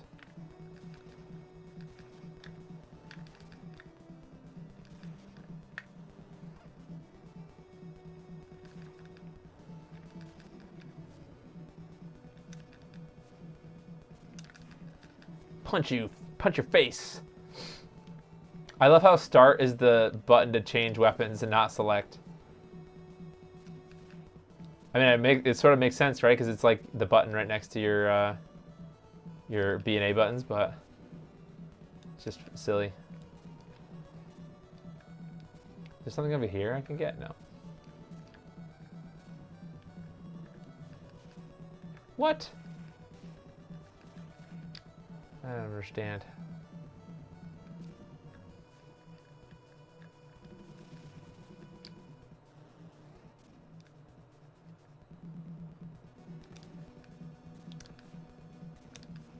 That's cool music.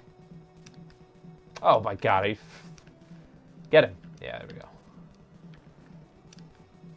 What are these things? These are like, I don't know, snails or something? Or like tanks? I don't understand. What are these supposed to be? Like little guys? Little trains?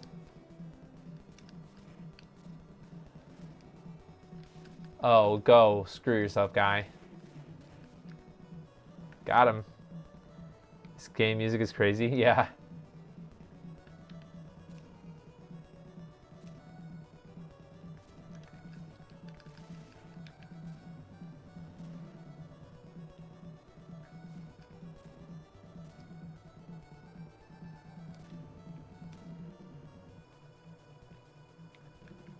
Down, I guess? Oh, gosh. Is this an enemy? Oh, get boomeranged, bro.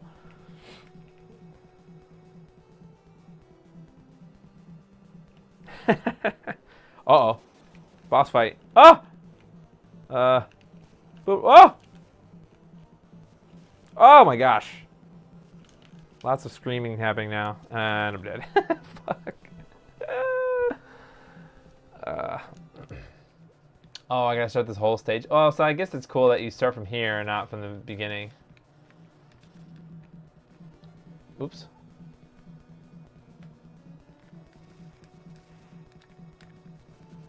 What are those things? Like those proximities or something? Like they, when you get close to them, they go?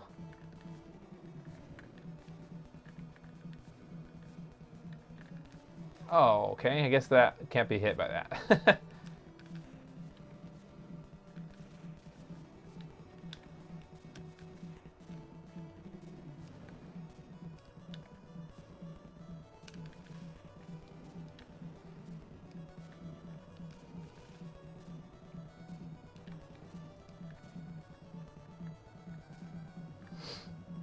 So how are you supposed to beat these things then? Is maybe the gun can shoot him? Are you supposed to jump over him maybe? Nope. Can't jump on him.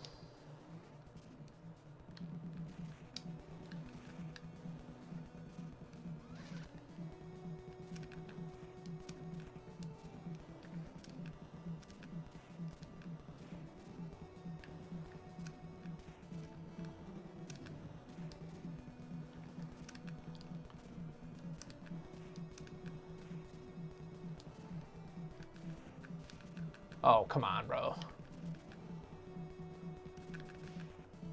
Sheesh.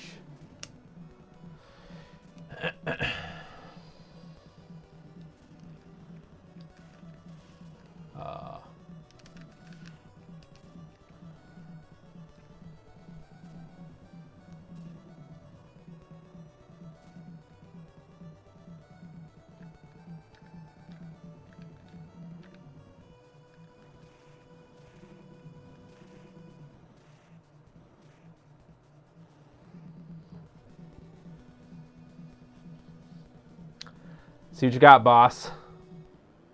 Oh, I see. So they go past you if you jump over them. That makes sense.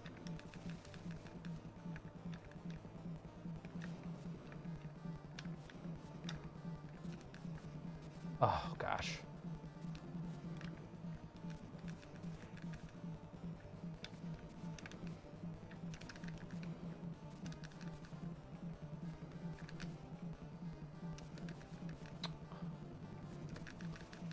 Yeah, I got him.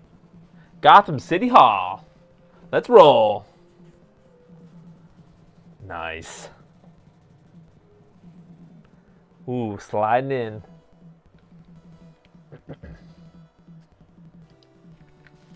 Oh. I don't like how it deselects the weapon in the beginning, but... Whoa, look at these things. Can I jump on these platforms, I guess? Man, the colors are really cool in this game. The palette, it's like Batman is blue and purple and...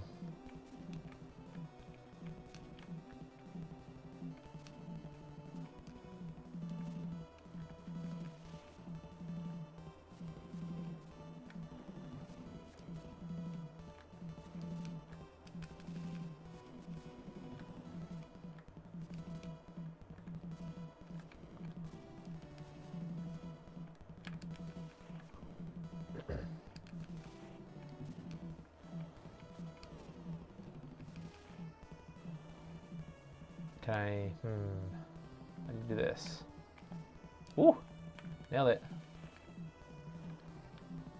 You are vengeance.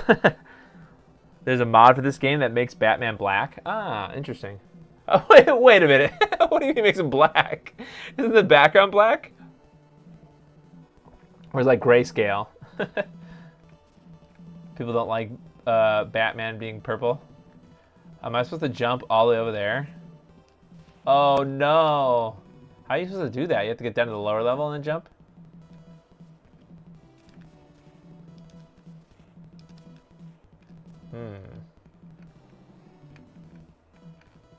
Oh! Oh, I see. They just blow up. Got it. Oops. Those things just blow up if you dodge them. Double jump near a wall. Oh, nice. Okay, so you can like go around. Okay, I got it. Oh my god, I don't like how it swaps your weapon.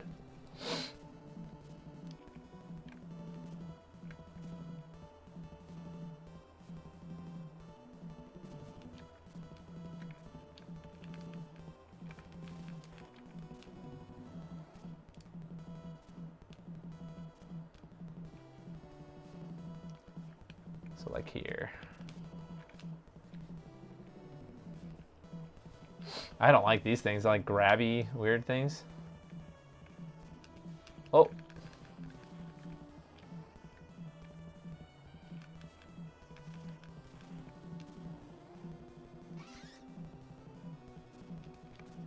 How would you find out how to double? Uh-oh. How are you supposed to do this part? Oh, roasted. Dang.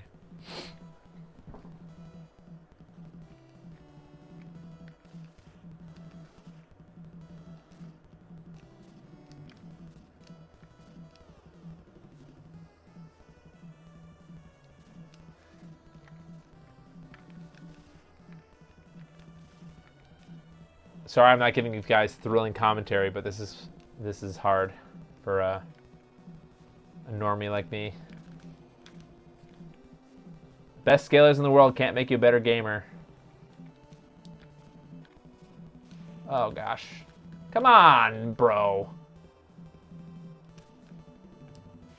Oh no! I did not. No, no. Really? I got stuck down there. Ugh. Okay. Wow, that was terrible. This level's hard. All right, let's go on this side. Is this the better side to be on?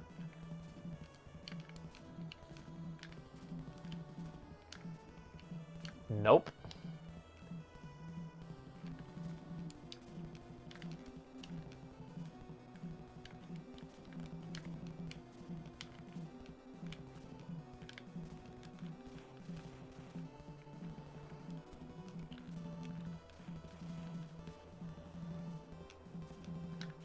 Oh, my brain.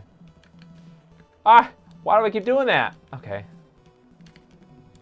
I'm screwedville. Oh, gosh, I was close. Dang, this is a tough level. Sheesh. Although I guess it's a testament to the OSSC Pro that it's playable. All right. Should we try one more game? Let's try one more game. This is a fun game, though. I'll have to come back to playing this game because I never played it before, or I haven't put a lot of time into it.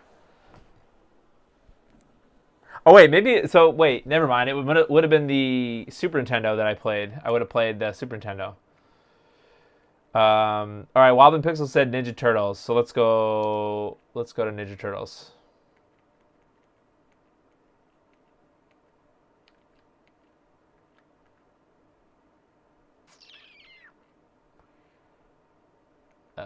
Where's the Ninja Turtles? Is it the? Is it T?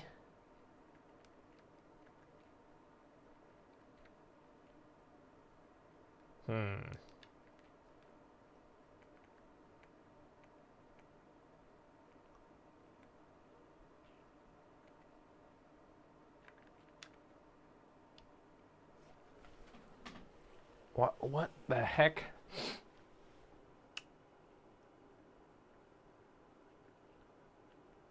Why did I not find Ninja Turtles? What the heck?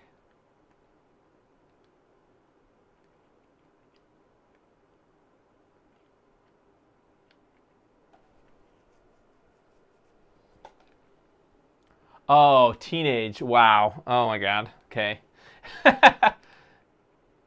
it was under T, or under this section. There we go. Okay. Teenage Mutant Ninja Turtles, the NES one. Yes, okay. Oh god, press the wrong button. Really? There we go. That's funny.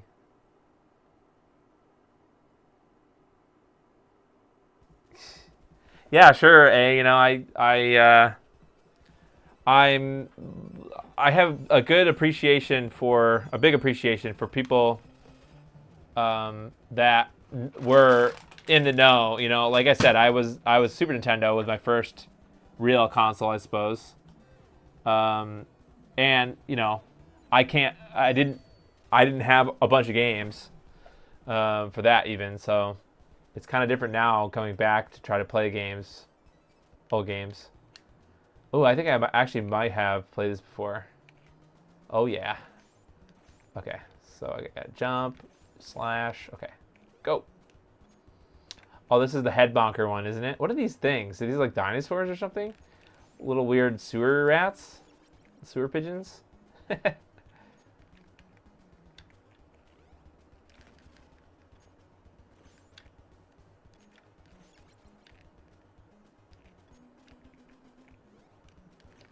How the heck are you supposed to make that jump? Oh, you can just jump up there from the bottom, can't you?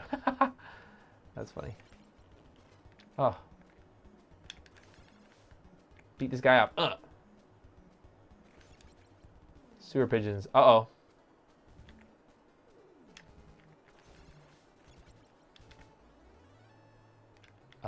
What? Oh. Ah! Sewer rats!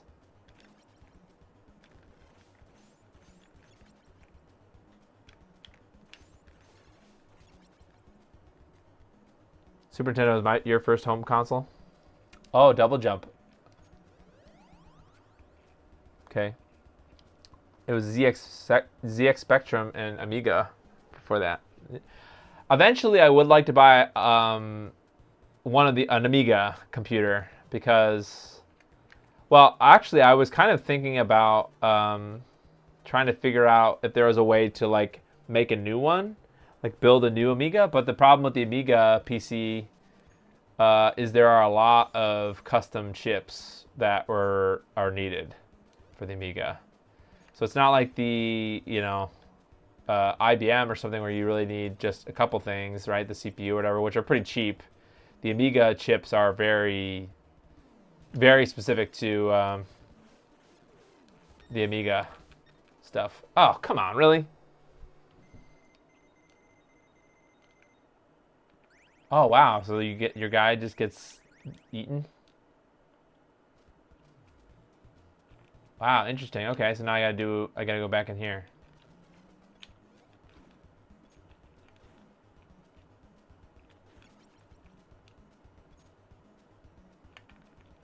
There's a lot of screen flicker in this game. Whoa. Yeah, the UI is like freaking out when there's a lot of people on the screen.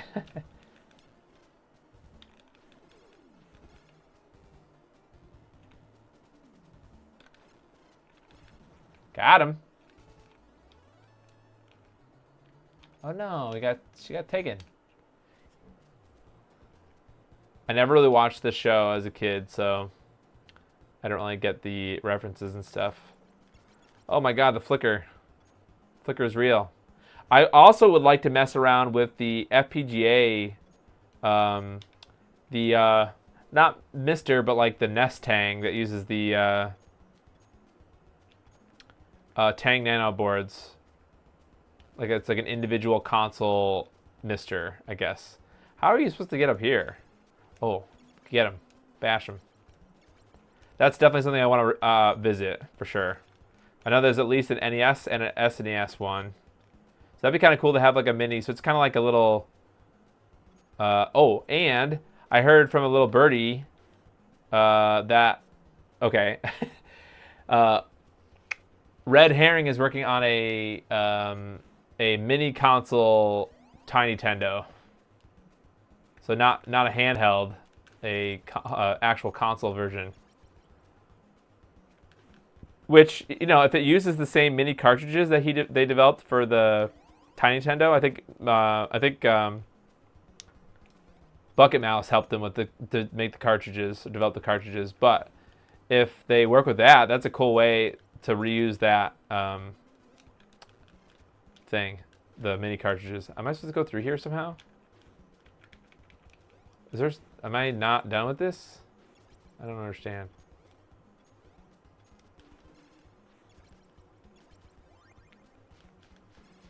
Oh, how do I have a different weapon now? Huh.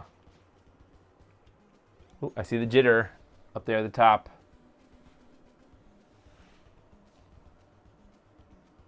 Use Donatello. Yes, use Donatello only. Which one is Donatello? This one?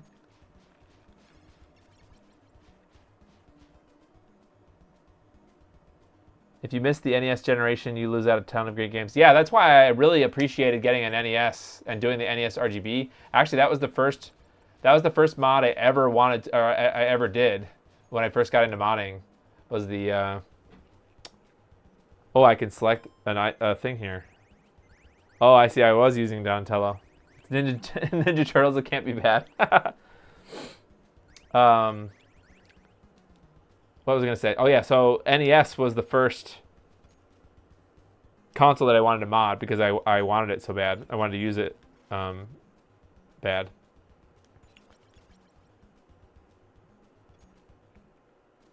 I don't know. I guess there's nothing I have to do in there. So let's just go walk around.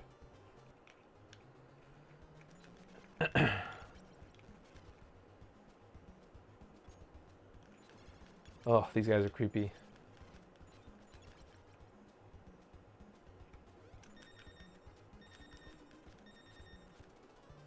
Ah, I got eaten.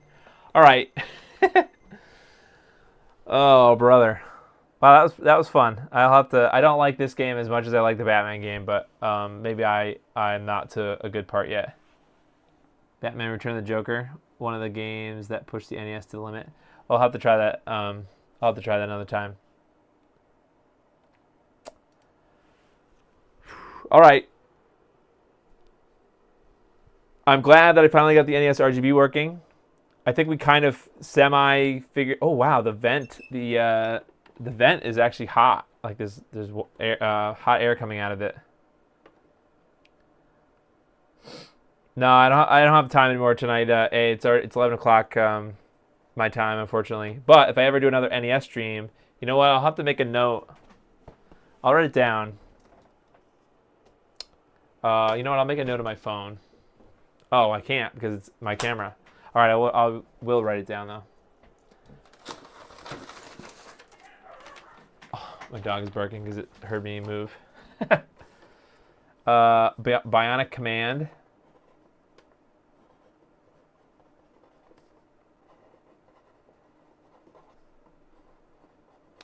Journey to Silius.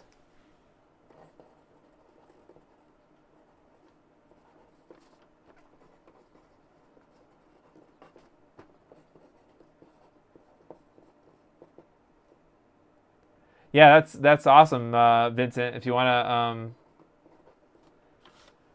to, I don't know, maybe I'll do that on Twitter or whatever. But if you want to leave a comment in this video or something, I'll come back to it for sure. All right, so obviously I'm not going to do as exhaustive the amount of streams that I did with the OSSC Pro, but it may end up that I might purchase the OSSC Pro from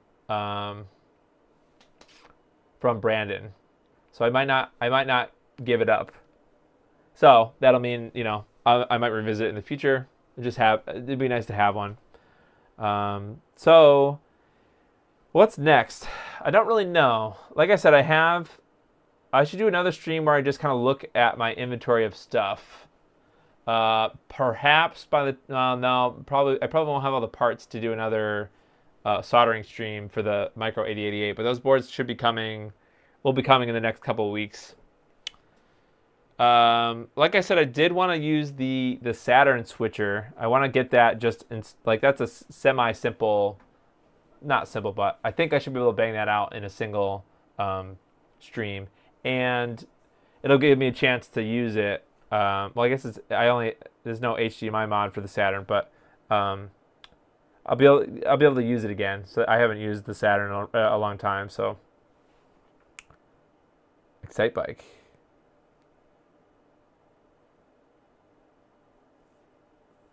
Sure, yeah. Sure, A. Yep.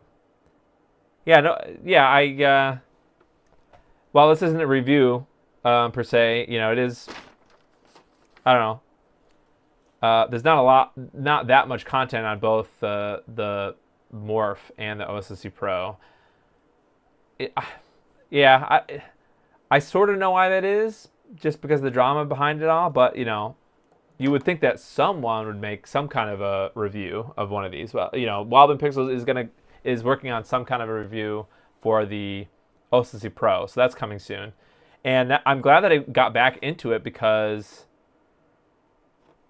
I mean, this is fine with the adaptive line multiplier mode, and not really enabling many of the features on my OLED. I can just put it in the 4x3 4K mode.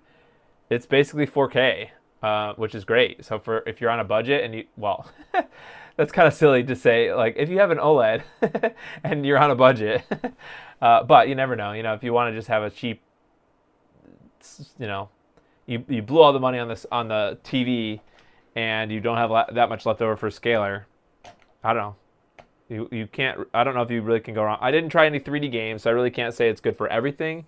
Versus the Morph. At least for the Morph, I gave a good shot for a bunch of different consoles. Not analog, obviously, but we ran into a couple of issues. But for the most part, I mean, that was not bad. So I can say, I can't really say that with the OSSC Pro unless I did a more exhaustive test. So I guess I can't really recommend it. It's not that I don't recommend it because it wasn't good. It's just that I haven't done enough testing with it yet. So I guess I'll leave it at that. Crisis Force, Swordmaster, Crisis Force, Battletoads, Double Dragon. Some of these games I recognize. Battletoads is classic. Crisis Force. Yeah, cool. All right, so I think I'll probably do the Saturn switcher next, but I also have things like the Neo Geo CD ODE thing. From, I guess, is that Firebrand X that did that, I think? I've also got, like I said, I think I have the V2 of the DC Digital. So that's the one that supports the direct output mode. So I'll have to acquire another Dreamcast. I do have that delidding tool thing for the PS3. I'll have to acquire another PS3 to practice on, because I'm kind of scared of doing that to the one that I've got already. OSSC Pro is the best pound for pound scaler on the market. Each scaler has its strengths and weaknesses, but OSSC Pro stands strong. Did you figure out the latency?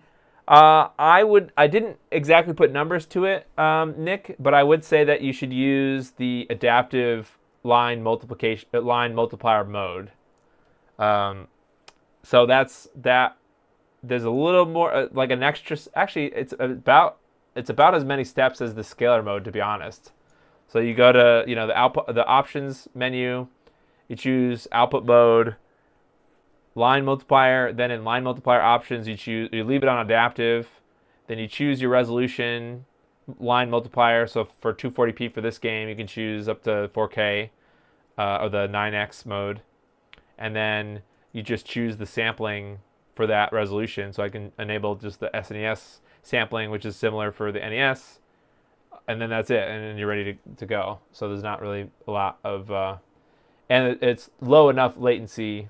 Again, I didn't enable all the bells and whistles, at least for the NES. Again, I didn't do an exhaustive test with a bunch of different consoles, but at least for this, this is very usable, much more usable than the scalar mode. So I would try to avoid the scalar mode.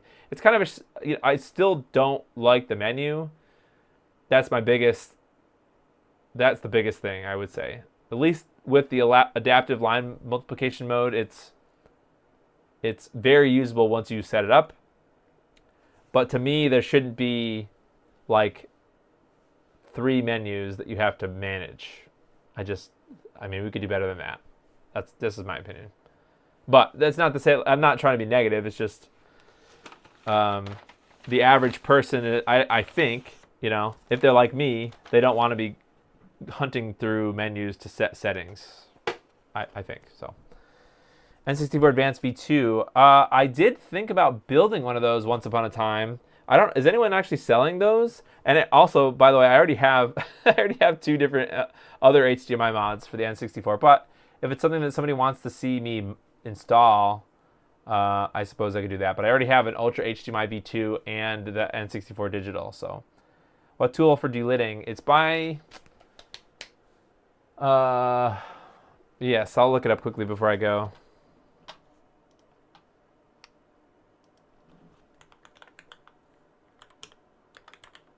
I'm not going to recommend it, I'll say, yet, because I haven't used it at all. However, I do know that the PS3, both the CPU and the PPU, both the CPU and the GPU do get very hot. Like unreasonably hot. So I'll just do one last thing before I go. This thing. So it's the Peaceful Outcome is the website, and they sell this 3D printed. It's got like a razor blade kind of thing on the end of it, so it allows you to take the heat spreader off of the GPU.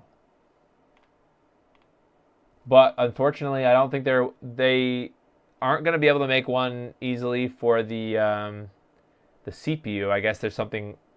It's more difficult. There's some caveats for the CPU, but it's still a risky thing, right? In my opinion. So I'm considering buying another PlayStation 3 just to test this out on. It does work on a super slim. It says, right? Super slim. I don't know if there's different versions.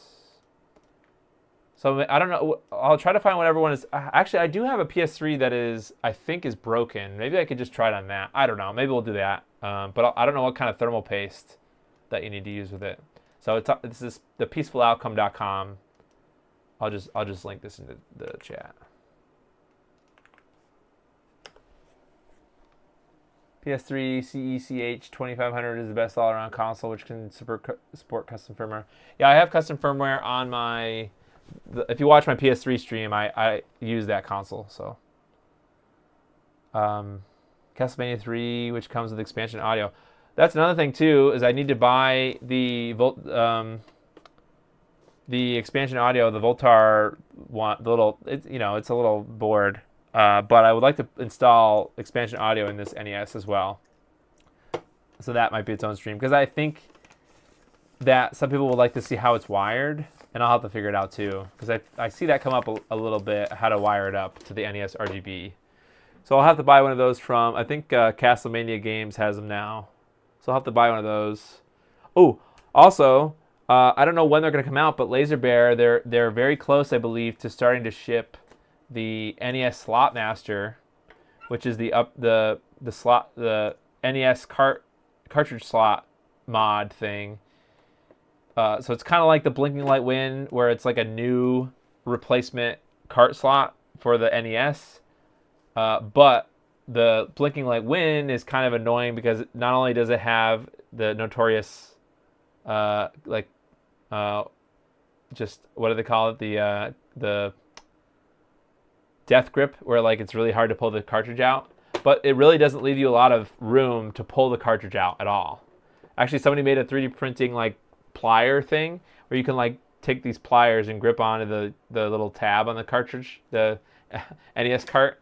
Anyway, so the NES Slot Master, and there's another one too. I think that is it Rocker Gaming. I intend to try both of them out. I have two NESs, so I can put them in both.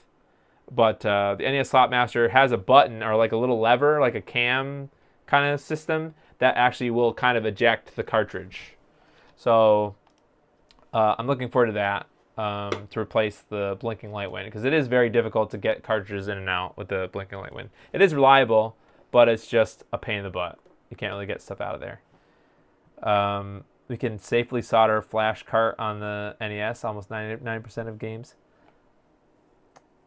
Oh, yes, you're talking about the expansion audio thing, Vincent? Yep.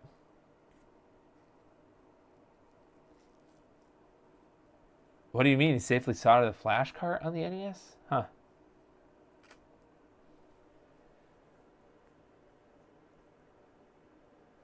Okay, anyways, I'll think about the N64 Advanced V2 thing. I definitely would like to get one, but I don't think the process for installing it will be that much different than the other HDMI mods that I've installed. So I have two videos for those. So, but if people want that, I'll have to get another fourth N64. The weak point of the NES is the cart slot. Yep. Get rid of it all. Oh, I see. Yeah. Just put the flash drive in there. Well, I do have a couple of NES games, and actually, it was useful for diagnosing my problem with the NES RGB last week. Is if you didn't watch the NES RGB stream, the first NES RGB stream, well, actually in between, so like offline after I did the install, I was getting a black screen where the NES RGB wasn't outputting any video. Long story short, I figured out that there was a bug with the version of the NES RGB firmware, or the hardware. Like it's a hardware, well, I guess it's the FPGA pinout is wrong or something. So you do have to do some modification there. But I would have never came to that conclusion because the LEDs, like there's LEDs on the bottom of the NES RGB, and they were behaving one way with the EverDrive, and they were behaving differently with a normal cartridge. And I would never have figured out that it was the same issue if I hadn't had a real cartridge. So it's handy to have the ability to use normal cartridges. But I see what you're saying for sure. All right. Thanks, everybody. I don't know what I'm going to do next time. I'll have to think about that. I have to come up with an idea quick because Wednesday comes quick from Sunday. So I have a bunch of stuff that we can do. I just don't know what I want to do yet. So, all right. Thanks, everybody. Thanks for watching. If you have any questions, if you're watching this VOD, I don't know why you'd make it to the very end of this. I should have said this in the beginning. If you have any questions about anything, OSSC Pro or NES RGB, whatever, anything that I mentioned, feel free to mention in the stream or the comments, the video comments, and I guess I'll just say this, that I don't often respond. I do a bad job of responding to people that talk or that comment on these live stream videos. It's like a little bit different than when I did my normal produced videos. I used to comment a lot, or I try to comment, or at least like or do the little heart thing. But unfortunately, I don't respond with that much to the live stream comments. However, I do look at every single one of them. So if you trash talk me or whatever, I do see it, and I get sad. Or if you say something and it's not something that I can easily answer, just know that I do read every comment that comes in. So if that, for whatever that means, or for however much that means. So yeah. All right. Thanks everybody. Thanks for watching. Let me know if you have any questions or anything. What wireless mic am I using? This is the DJI mic, the original one. Yeah. Oh, my phone is glitching. Yeah, it's the DJI mic. It's okay. I don't think it sounds as good as my old. This is the microphone that I used to use when I was doing my Retro Money News videos. The Octava mic there. But this gives me a lot more freedom to walk around the room and when I'm doing streaming stuff. So, yeah, it's pretty. Yeah, I need this, I think, more than I need the thing. So, all right. Thanks everybody. See you later. See you on Wednesday. We'll do something else. Have a good night.